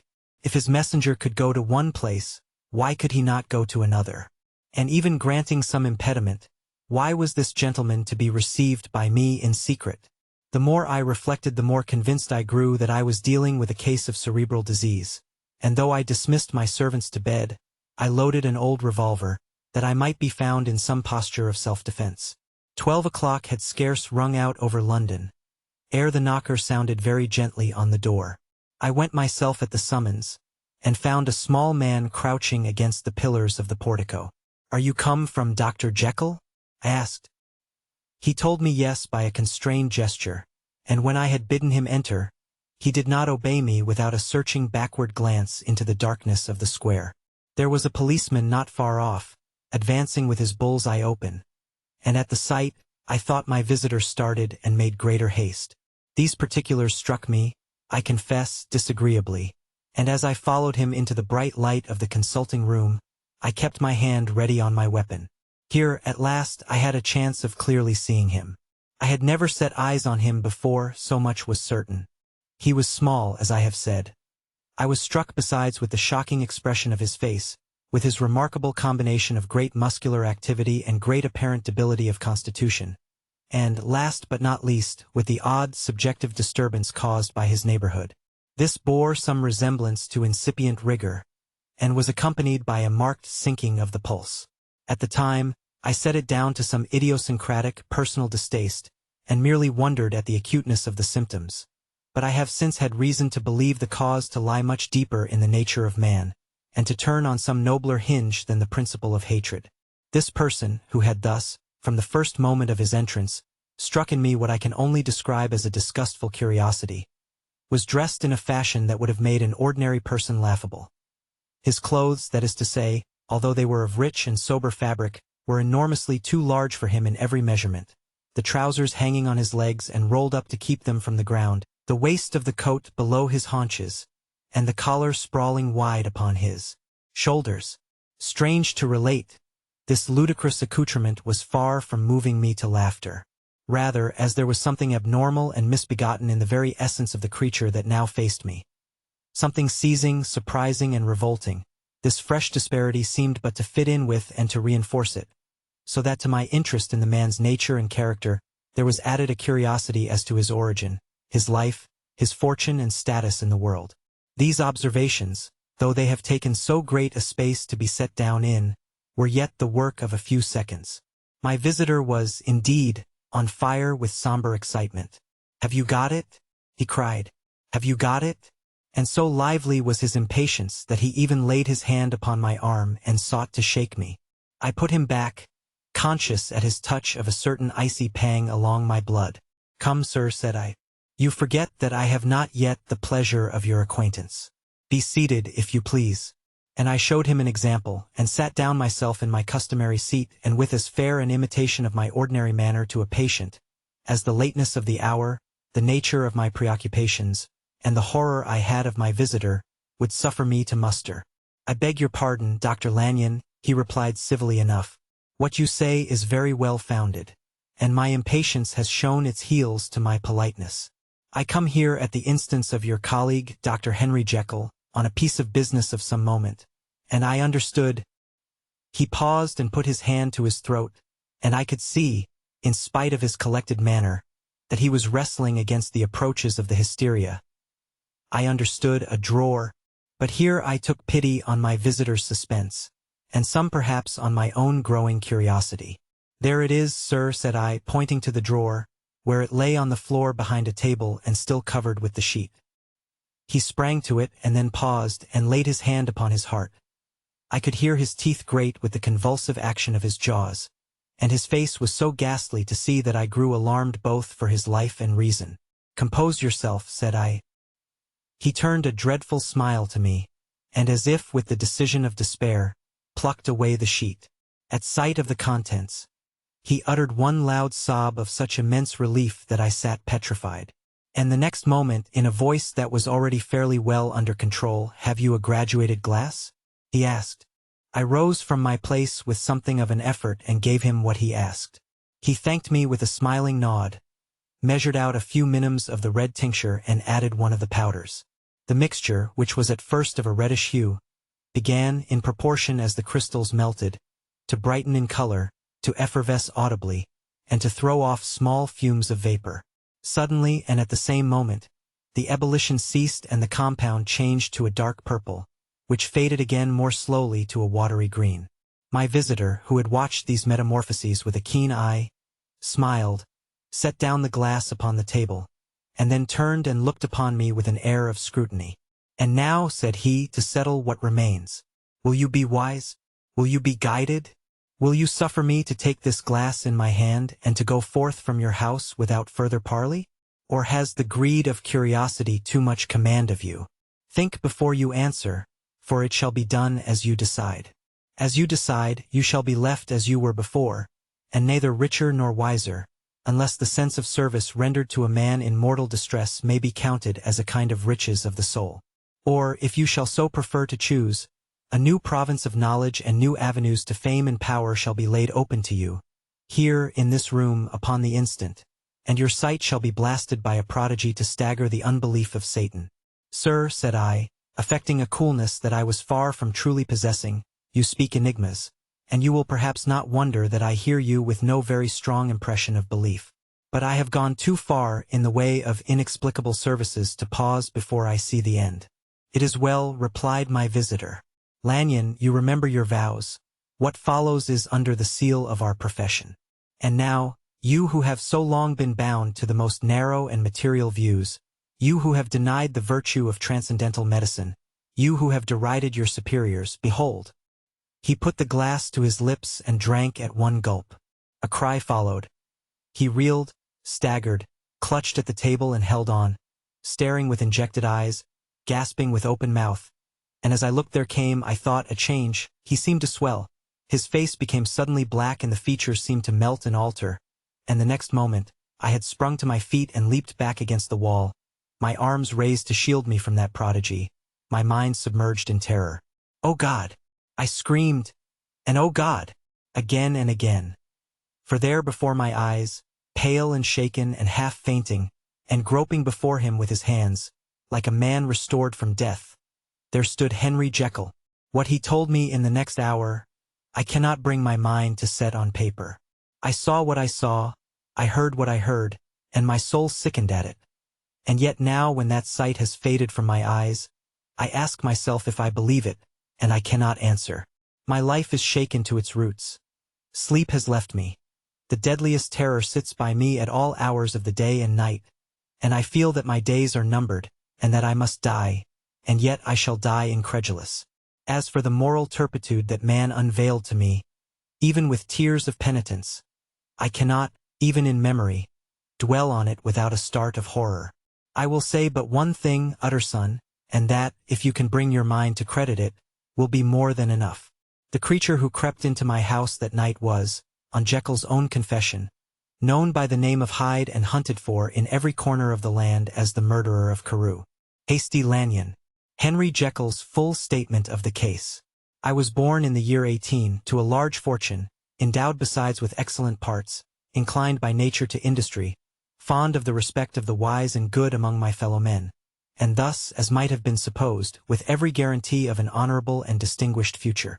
And indeed the worst of my faults was a certain impatient gaiety of disposition, such as has made the happiness of many, but such as I found it hard to reconcile with my imperious desire to carry my head high, and wear a more than commonly grave countenance before the public. Hence it came about that I concealed my pleasures, and that when I reached years of reflection, and began to look round me and take stock of my progress and position in the world, I stood already committed to a profound duplicity of life. Many a man would have even blazoned such irregularities as I was guilty of, but from the high views that I had set before me, I regarded and hid them with an almost morbid sense of shame. It was thus rather the exacting nature of my aspirations than any particular degradation in my faults that made me what I was, and, with even a deeper trench than in the majority of men, severed in me those provinces of good and ill which divide and compound man's dual nature. In this case, I was driven to reflect deeply and inveterately on that hard law of life, which lies at the root of religion and is one of the most plentiful springs of distress. Though so profound a double-dealer, I was in no sense a hypocrite. Both sides of me were in dead earnest. I was no more myself when I laid aside restraint and plunged in shame, than when I labored, in the eye of day, at the furtherance of knowledge or the relief of sorrow and suffering. And it chanced that the direction of my scientific studies, which led wholly towards the mystic and the transcendental, reacted and shed a strong light on this consciousness of the perennial war among my members. With every day, and from both sides of my intelligence, the moral and the intellectual, I thus drew steadily nearer to that truth, by whose partial discovery I have been doomed to such a dreadful shipwreck, that man is not truly one, but truly two. I say two because the state of my own knowledge does not pass beyond that point. Others will follow, others will outstrip me on the same lines, and I hazard the guess that man will be ultimately known for a mere polity of multifarious, incongruous and independent denizens. I, for my part, from the nature of my life, advanced infallibly in one direction and in one direction only. It was on the moral side, and in my own person, that I learned to recognize the thorough and primitive duality of man.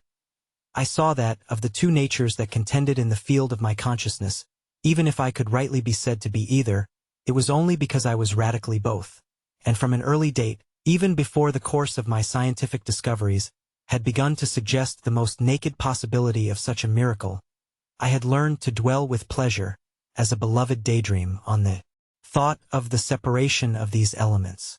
If each, I told myself, could be housed in separate identities, life would be relieved of all that was unbearable. The unjust might go his way, delivered from the aspirations and remorse of his more upright twin, and the just could walk steadfastly and securely on his upward path, doing the good things in which he found his pleasure, and no longer exposed to disgrace and penitence by the hands of this extraneous evil. It was the curse of mankind that these incongruous faggots were thus bound together, that in the agonized womb of consciousness, these polar twins should be continuously struggling. How, then, were they dissociated? I was so far in my reflections when, as I have said, a side light began to shine upon the subject from the laboratory table. I began to perceive more deeply than it has ever yet been stated, the trembling immateriality, the mist-like transience, of this seemingly so solid body in which we walk attired. Certain agents I found to have the power to shake and pluck back that fleshly vestment, even as a wind might toss the curtains of a pavilion. For two good reasons, I will not enter deeply into the scientific branch of my confession.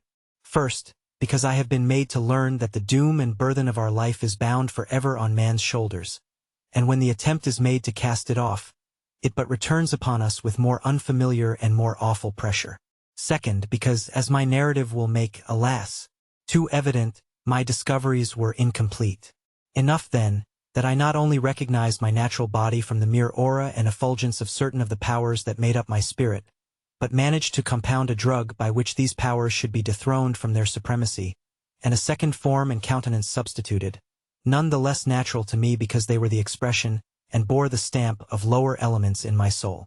I hesitated long before I put this theory to the test of practice. I knew well that I risked death, for any drug that so potently controlled and shook the very fortress of identity might, by the least scruple of an overdose or at the least inopportunity in the moment of exhibition, utterly blot out that immaterial tabernacle which I looked to it to change. But the temptation of a discovery so singular and profound at last overcame the suggestions of alarm. I had long since prepared my tincture.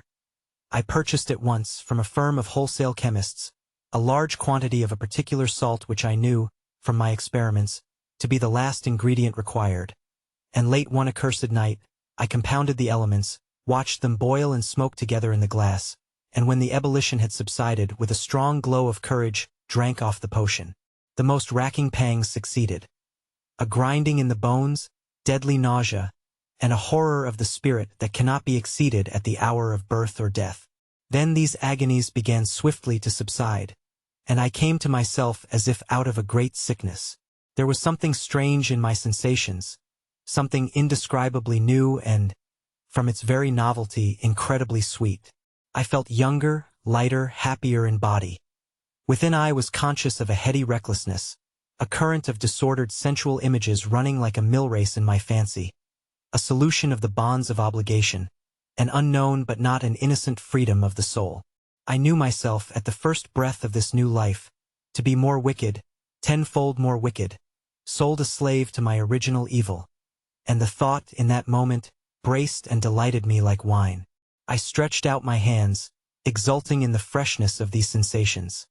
And in the act, I was suddenly aware that I had lost in stature. There was no mirror, at that date, in my room. That which stands beside me as I write, was brought there later on and for the very purpose of these transformations. The night, however, was far gone into the morning.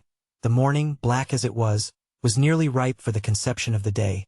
The inmates of my house were locked in the most rigorous hours of slumber, and I determined, flushed as I was with hope and triumph, to venture in my new shape as far as to my bedroom. I crossed the yard, wherein the constellations looked down upon me.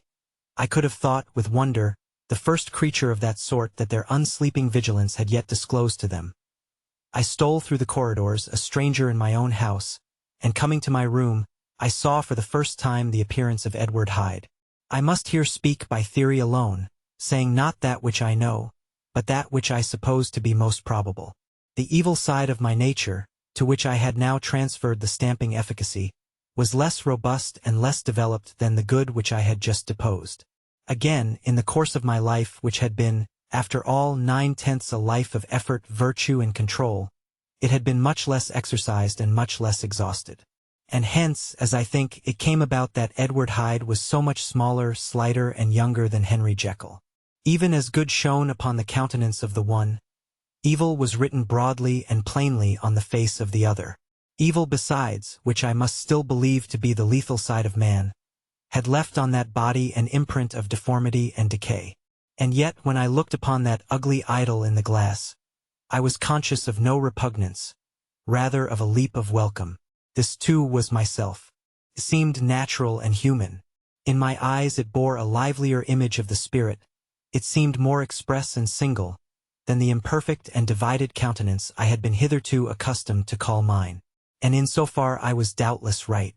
I have observed that when I wore the semblance of Edward Hyde, none could come near to me at first without a visible misgiving of the flesh. This, as I take it, was because all human beings, as we meet them, are commingled out of good and evil, and Edward Hyde, alone in the ranks of mankind, was pure evil. I lingered but a moment at the mirror. The second and conclusive experiment had yet to be attempted. It yet remained to be seen if I had lost my identity beyond redemption and must flee before daylight from a house that was no longer mine. And hurrying back to my cabinet, I once more prepared and drank the cup, once more suffered the pangs of dissolution, and came to myself once more with the character, the stature and the face of Henry Jekyll. That night I had come to the fatal crossroads. Had I approached my discovery in a more noble spirit, had I risked the experiment while under the empire of generous or pious aspirations, all must have been otherwise, and from these agonies of death and birth, I had come forth an angel instead of a fiend. The drug had no discriminating action. It was neither diabolical nor divine. It but shook the doors of the prison house of my disposition, and like the captives of Philippi, that which stood within ran forth. At that time my virtue slumbered. My evil, kept awake by ambition, was alert and swift to seize the occasion, and the thing that was projected was Edward Hyde. Hence, although I had now two characters as well as two appearances, one was wholly evil, and the other was still the old Henry Jekyll, that incongruous compound of whose reformation and improvement I had already learned to despair. The movement was thus wholly toward the worse. Even at that time, I had not conquered my aversions to the dryness of a life of study. I would still be merrily disposed at times, and as my pleasures were, to say the least, undignified, and I was not only well known and highly considered, but growing towards the elderly man, this incoherency of my life was daily growing more unwelcome. It was on this side that my new power tempted me until I fell in slavery. I had but to drink the cup, to doff at once the body of the noted professor, and to assume, like a thick cloak, that of Edward Hyde. I smiled at the notion. It seemed to me at the time to be humorous, and I made my preparations with the most studious care. I took and furnished that house in Soho, to which Hyde was tracked by the police, and engaged as a housekeeper a creature whom I knew well to be silent and unscrupulous. On the other side, I announced to my servants that a Mr. Hyde, whom I described, was to have full liberty and power about my house in the square. And to parry mishaps, I even called and made myself a familiar object in my second character. I next drew up that will to which you so much objected, so that if anything befell me in the person of Dr. Jekyll, I could enter on that of Edward Hyde without pecuniary loss. And thus fortified, as I supposed, on every side, I began to profit by the strange immunities of my position. Men have before hired bravos to transact their crimes, while their own person and reputation sat under shelter. I was the first that ever did so for his pleasures. I was the first that could plod in the public eye with a load of genial respectability, and in a moment, like a schoolboy, strip off these lendings and spring headlong into the sea of liberty. But for me, in my impenetrable mantle, the safety was complete. Think of it. I did not even exist. Let me but escape into my laboratory door, give me but a second or two to mix and swallow the draught that I had always standing ready, and whatever he had done, Edward Hyde would pass away like the stain of breath upon a mirror, and there in his stead, quietly at home, trimming the midnight lamp in his study, a man who could afford to laugh at suspicion, would be Henry Jekyll. The pleasures which I made haste to seek in my disguise were, as I have said, undignified. I would scarce use a harder term. But in the hands of Edward Hyde, they soon began to turn toward the monstrous. When I would come back from these excursions, I was often plunged into a kind of wonder at my vicarious depravity. This familiar that I called out of my own soul, and sent forth alone to do his good pleasure, was a being inherently malign and villainous. His every act and thought centered on self, drinking pleasure with bestial avidity from any degree of torture to another, relentless like a man of stone. Henry Jekyll stood at times aghast before the acts of Edward Hyde, but the situation was apart from ordinary laws, and insidiously relaxed the grasp of conscience. It was Hyde, after all, and Hyde alone, that was guilty. Jekyll was no worse. He woke again to his good qualities seemingly unimpaired. He would even make haste, where it was possible, to undo the evil done by Hyde. And thus his conscience slumbered. Into the details of the infamy at which I thus connived, for even now I can scarce grant that I committed it, I have no design of entering. I mean but to point out the warnings and the successive steps with which my chastisement approached. I met with one accident which, as it brought on no consequence, I shall no more than mention. An act of cruelty to a child aroused against me the anger of a passer-by, whom I recognized the other day in the person of your kinsman. The doctor and the child's family joined him. There were moments when I feared for my life, and at last, in order to pacify their too just resentment, Edward Hyde had to bring them to the door, and pay them in a check drawn in the name of Henry Jekyll. But this danger was easily eliminated from the future, by opening an account at another bank in the name of Edward Hyde himself. And when, by sloping my own hand backward, I had supplied my double with a signature, I thought I sat beyond the reach of fate. Some 2 months before the murder of Sir Danvers, I had been out for one of my adventures, had returned at a late hour, and woke the next day in bed with somewhat odd sensations. It was in vain I looked about me. In vain I saw the decent furniture and tall proportions of my room in the square. In vain that I recognized the pattern of the bed curtains and the design of the mahogany frame. Something still kept insisting that I was not where I was, that I had not wakened where I seemed to be, but in the little room in Soho where I was accustomed to sleep in the body of Edward Hyde. I smiled to myself, and in my psychological way, began lazily to inquire into the elements of this illusion. Occasionally, even as I did so, dropping back into a comfortable morning doze. I was still so engaged when, in one of my more wakeful moments, my eyes fell upon my hand. Now the hand of Henry Jekyll, as you have often remarked, was professional in shape and size. It was large, firm, white, and comely. But the hand which I now saw, clearly enough, in the yellow light of a mid-London morning, lying half shut on the bedclothes, was lean, corded, knuckly, of a dusky pallor and thickly shaded with a swart growth of hair. It was the hand of Edward Hyde. I must have stared upon it for near half a minute, sunk as I was in the mere stupidity of wonder, before terror woke up in my breast as sudden and startling as the crash of cymbals, and bounding from my bed I rushed to the mirror. At the sight that met my eyes, my blood was changed into something exquisitely thin and icy. Yes, I had gone to bed Henry Jekyll, I had awakened Edward Hyde. How was this to be explained? I asked myself. And then, with another bound of terror, how was it to be remedied? It was well on in the morning. The servants were up. All my drugs were in the cabinet. A long journey down 2 pairs of stairs, through the back passage, across the open court and through the anatomical theater, from where I was then standing horror-struck. It might indeed be possible to cover my face, but of what use was that, when I was unable to conceal the alteration in my stature? And then, with an overpowering sweetness of relief, it came back upon my mind that the servants were already used to the coming and going of my second self. I had soon dressed, as well as I was able, in clothes of my own size, had soon passed through the house, where Bradshaw stared and drew back at seeing Mr. Hyde at such an hour and in such a strange array, and 10 minutes later, Dr. Jekyll had returned to his own shape and was sitting down, with a darkened brow, to make a feint of breakfasting. Small indeed was my appetite.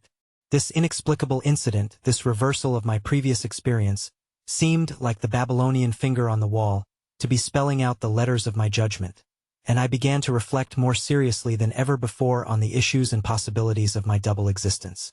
That part of me which I had the power of projecting had lately been much exercised and nourished.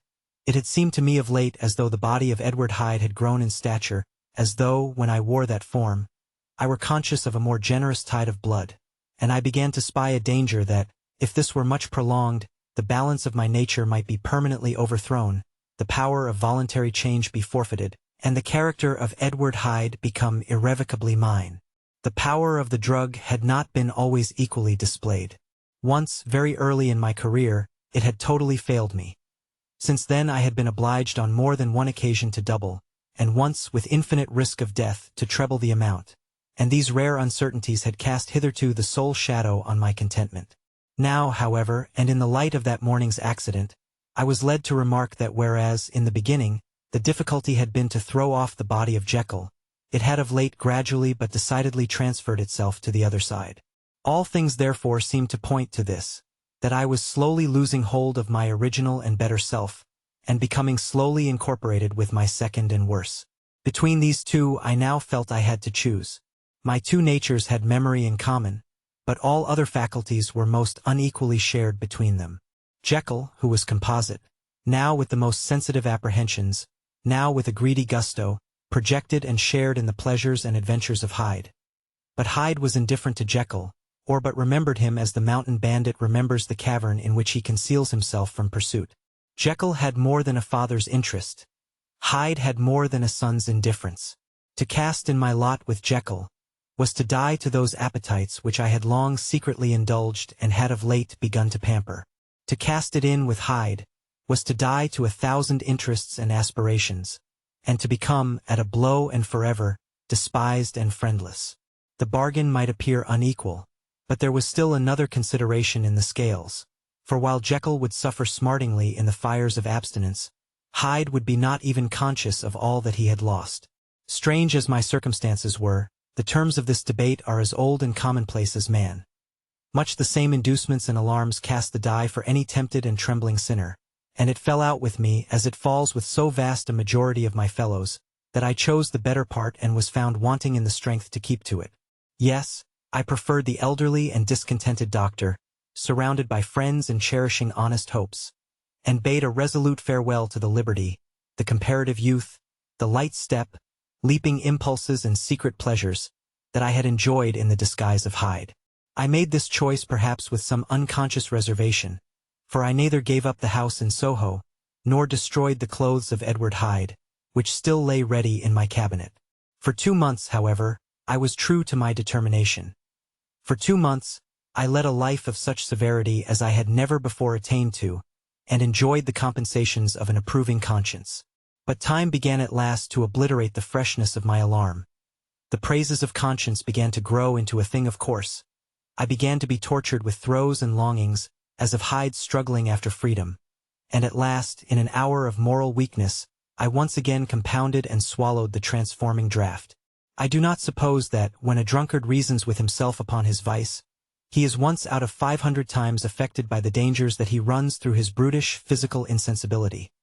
Neither had I, long as I had considered my position, made enough allowance for the complete moral insensibility and insensate readiness to evil, which were the leading characters of Edward Hyde.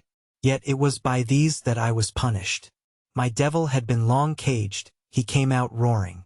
I was conscious, even when I took the draught, of a more unbridled, a more furious propensity to ill. It must have been this, I suppose, that stirred in my soul that tempest of impatience with which I listened to the civilities of my unhappy victim. I declare, at least before God, no man morally sane could have been guilty of that crime upon so pitiful a provocation, and that I struck in no more reasonable spirit than that in which a sick child may break a plaything.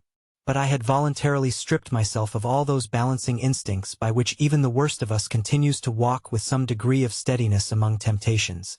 And in my case, to be tempted, however slightly, was to fall. Instantly the spirit of hell awoke in me and raged. With a transport of glee, I mauled the unresisting body, tasting delight from every blow. And it was not till weariness had begun to succeed, that I was suddenly, in the top fit of my delirium, struck through the heart by a cold thrill of terror. A mist dispersed. I saw my life to be forfeit, and fled from the scene of these excesses, at once glorying and trembling. My lust of evil gratified and stimulated, my love of life screwed to the topmost peg. I ran to the house in Soho, and, to make assurance doubly sure, destroyed my papers. Thence I set out through the lamplit streets, in the same divided ecstasy of mind, gloating on my crime, light-headedly devising others in the future, and yet still hastening and still hearkening in my wake for the steps of the avenger. Hyde had a song upon his lips as he compounded the draught, and as he drank it, pledged the dead man. The pangs of transformation had not done tearing him, before Henry Jekyll, with streaming tears of gratitude and remorse, had fallen upon his knees and lifted his clasped hands to God. The veil of self-indulgence was rent from head to foot. I saw my life as a whole. I followed it up from the days of childhood, when I had walked with my father's hand, and through the self-denying toils of my professional life, to arrive again and again, with the same sense of unreality, at the damned horrors of the evening. I could have screamed aloud. I sought with tears and prayers to smother down the crowd of hideous images and sounds with which my memory swarmed against me. And still, between the petitions, the ugly face of my iniquity stared into my soul. As the acuteness of this remorse began to die away, it was succeeded by a sense of joy. The problem of my conduct was solved. Hyde was thenceforth impossible. Whether I would or not, I was now confined to the better part of my existence. And oh, how I rejoiced to think of it! With what willing humility I embraced anew the restrictions of natural life. With what sincere renunciation I locked the door by which I had so often gone and come, and ground the key under my heel. The next day came the news that the murder had not been overlooked, that the guilt of Hyde was patent to the world, and that the victim was a man high in public estimation. It was not only a crime, it had been a tragic folly. I think I was glad to know it. I think I was glad to have my better impulses thus buttressed and guarded by the terrors of the scaffold. Jekyll was now my city of refuge. Let but Hyde peep out an instant, and the hands of all men would be raised to take and slay him. I resolved in my future conduct to redeem the past, and I can say with honesty that my resolve was fruitful of some good. You know yourself how earnestly, in the last months of the last year, I labored to relieve suffering. You know that much was done for others, and that the days passed quietly, almost happily for myself. Nor can I truly say that I wearied of this beneficent and innocent life. I think instead that I daily enjoyed it more completely, But I was still cursed with my duality of purpose, and as the first edge of my penitence wore off, the lower side of me, so long indulged, so recently chained down, began to growl for license. Not that I dreamed of resuscitating Hyde. The bare idea of that would startle me to frenzy.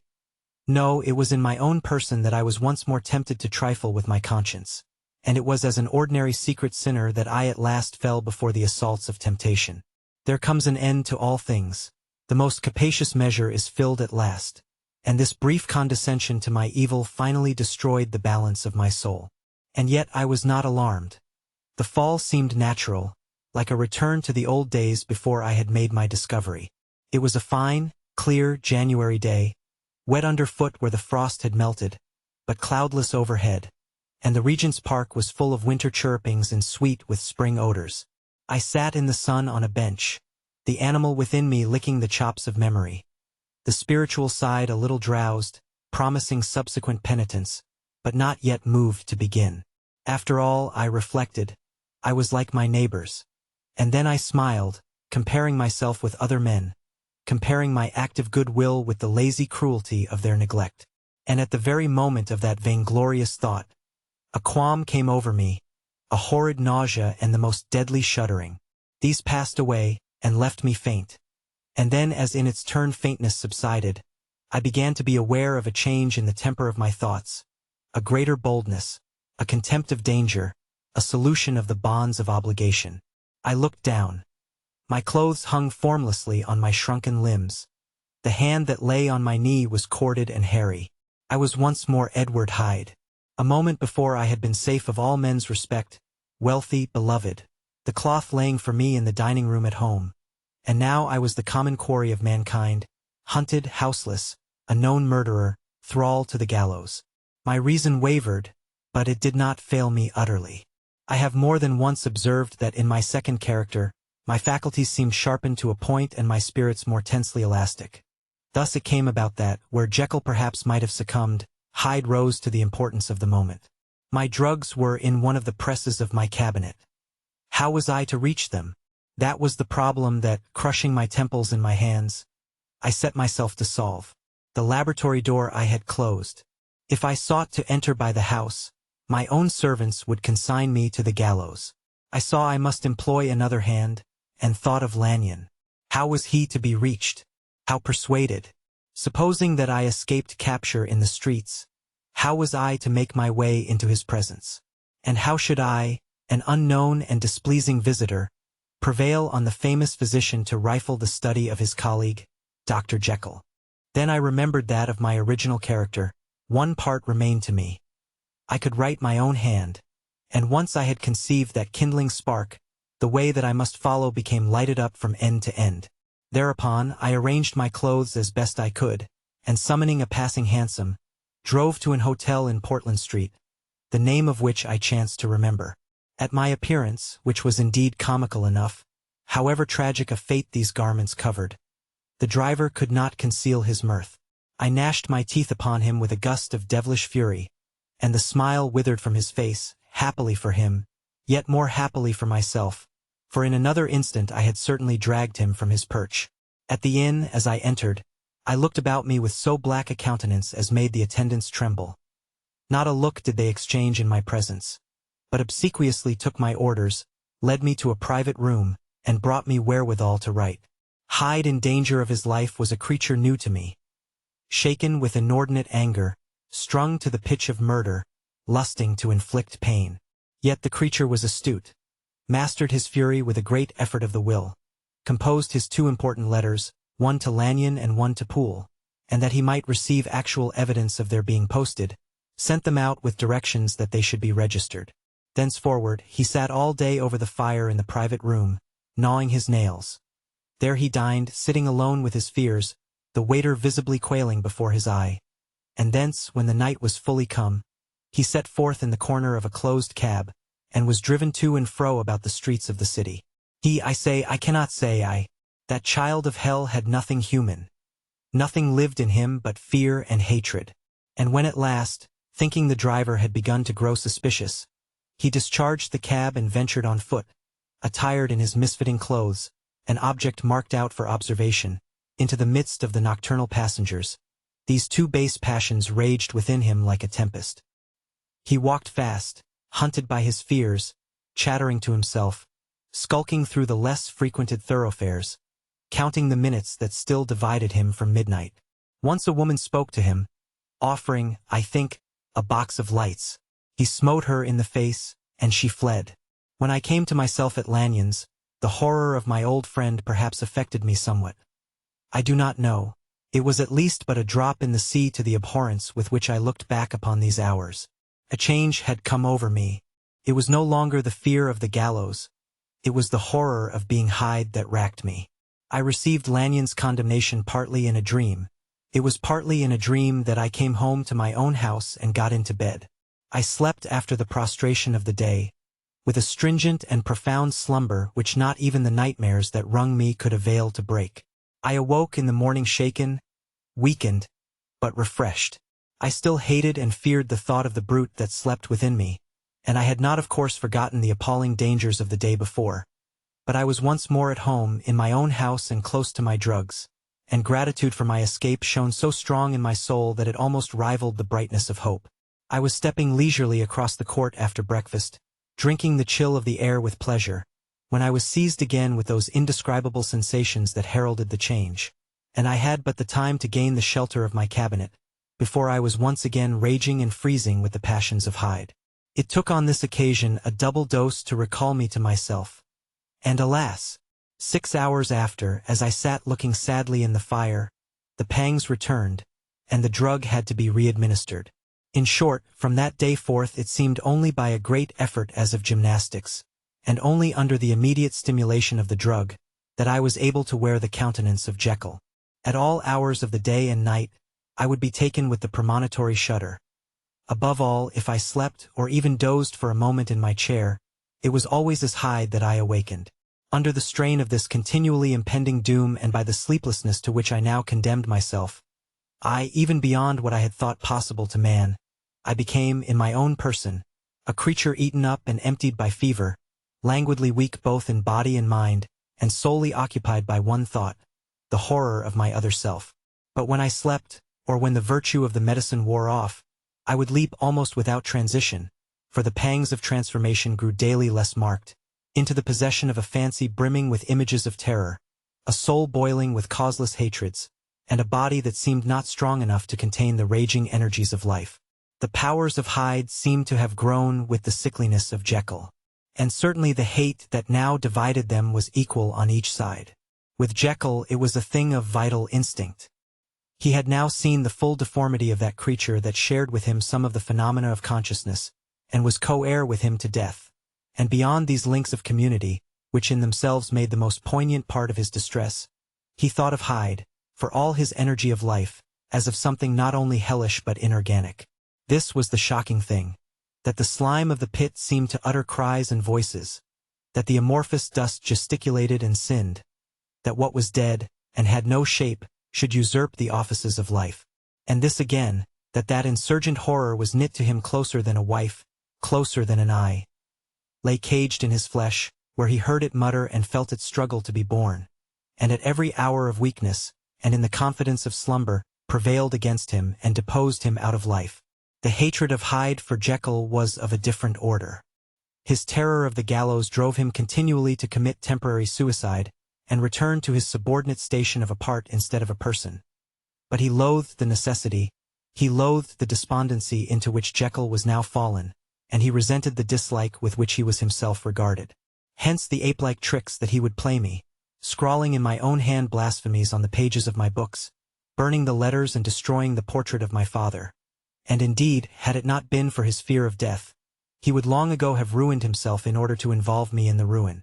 But his love of life is wonderful. I go further. I, who sicken and freeze at the mere thought of him, when I recall the abjection and passion of this attachment, and when I know how he fears my power to cut him off by suicide, I find it in my heart to pity him. It is useless, and the time awfully fails me, to prolong this description. No one has ever suffered such torments, let that suffice. And yet even to these habit brought, no, not alleviation, but a certain callousness of soul, a certain acquiescence of despair. And my punishment might have gone on for years, but for the last calamity which has now fallen, and which has finally severed me from my own face and nature. My provision of the salt, which had never been renewed since the date of the first experiment, began to run low. I sent out for a fresh supply and mixed the draught. The ebullition followed, and the first change of color, not the second. I drank it, and it was without efficiency. You will learn from Poole how I have had London ransacked. It was in vain, and I am now persuaded that my first supply was impure, and that it was that unknown impurity which lent efficacy to the draught. About a week has passed, and I am now finishing this statement under the influence of the last of the old powders. This, then, is the last time, short of a miracle, that Henry Jekyll can think his own thoughts or see his own face, now how sadly altered, in the glass. Nor must I delay too long to bring my writing to an end, for if my narrative has hitherto escaped destruction, it has been by a combination of great prudence and great good luck. Should the throes of change take me in the act of writing it, Hyde will tear it in pieces, but if some time shall have elapsed after I have laid it by, his wonderful selfishness and circumscription to the moment will probably save it once again from the action of his ape-like spite. And indeed the doom that is closing on us both has already changed and crushed him. Half an hour from now, when I shall again and forever reign due that hated personality, I know how I shall sit shuddering and weeping in my chair, or continue, with the most strained and fear-struck ecstasy of listening, to pace up and down this room, my last earthly refuge, and give ear to every sound of menace. Will Hyde die upon the scaffold? Or will he find courage to release himself at the last moment? God knows. I am careless. This is my true hour of death, and what is to follow concerns another than myself. Here then, as I lay down the pen and proceed to seal up my confession, I bring the life of that unhappy Henry Jekyll to an end.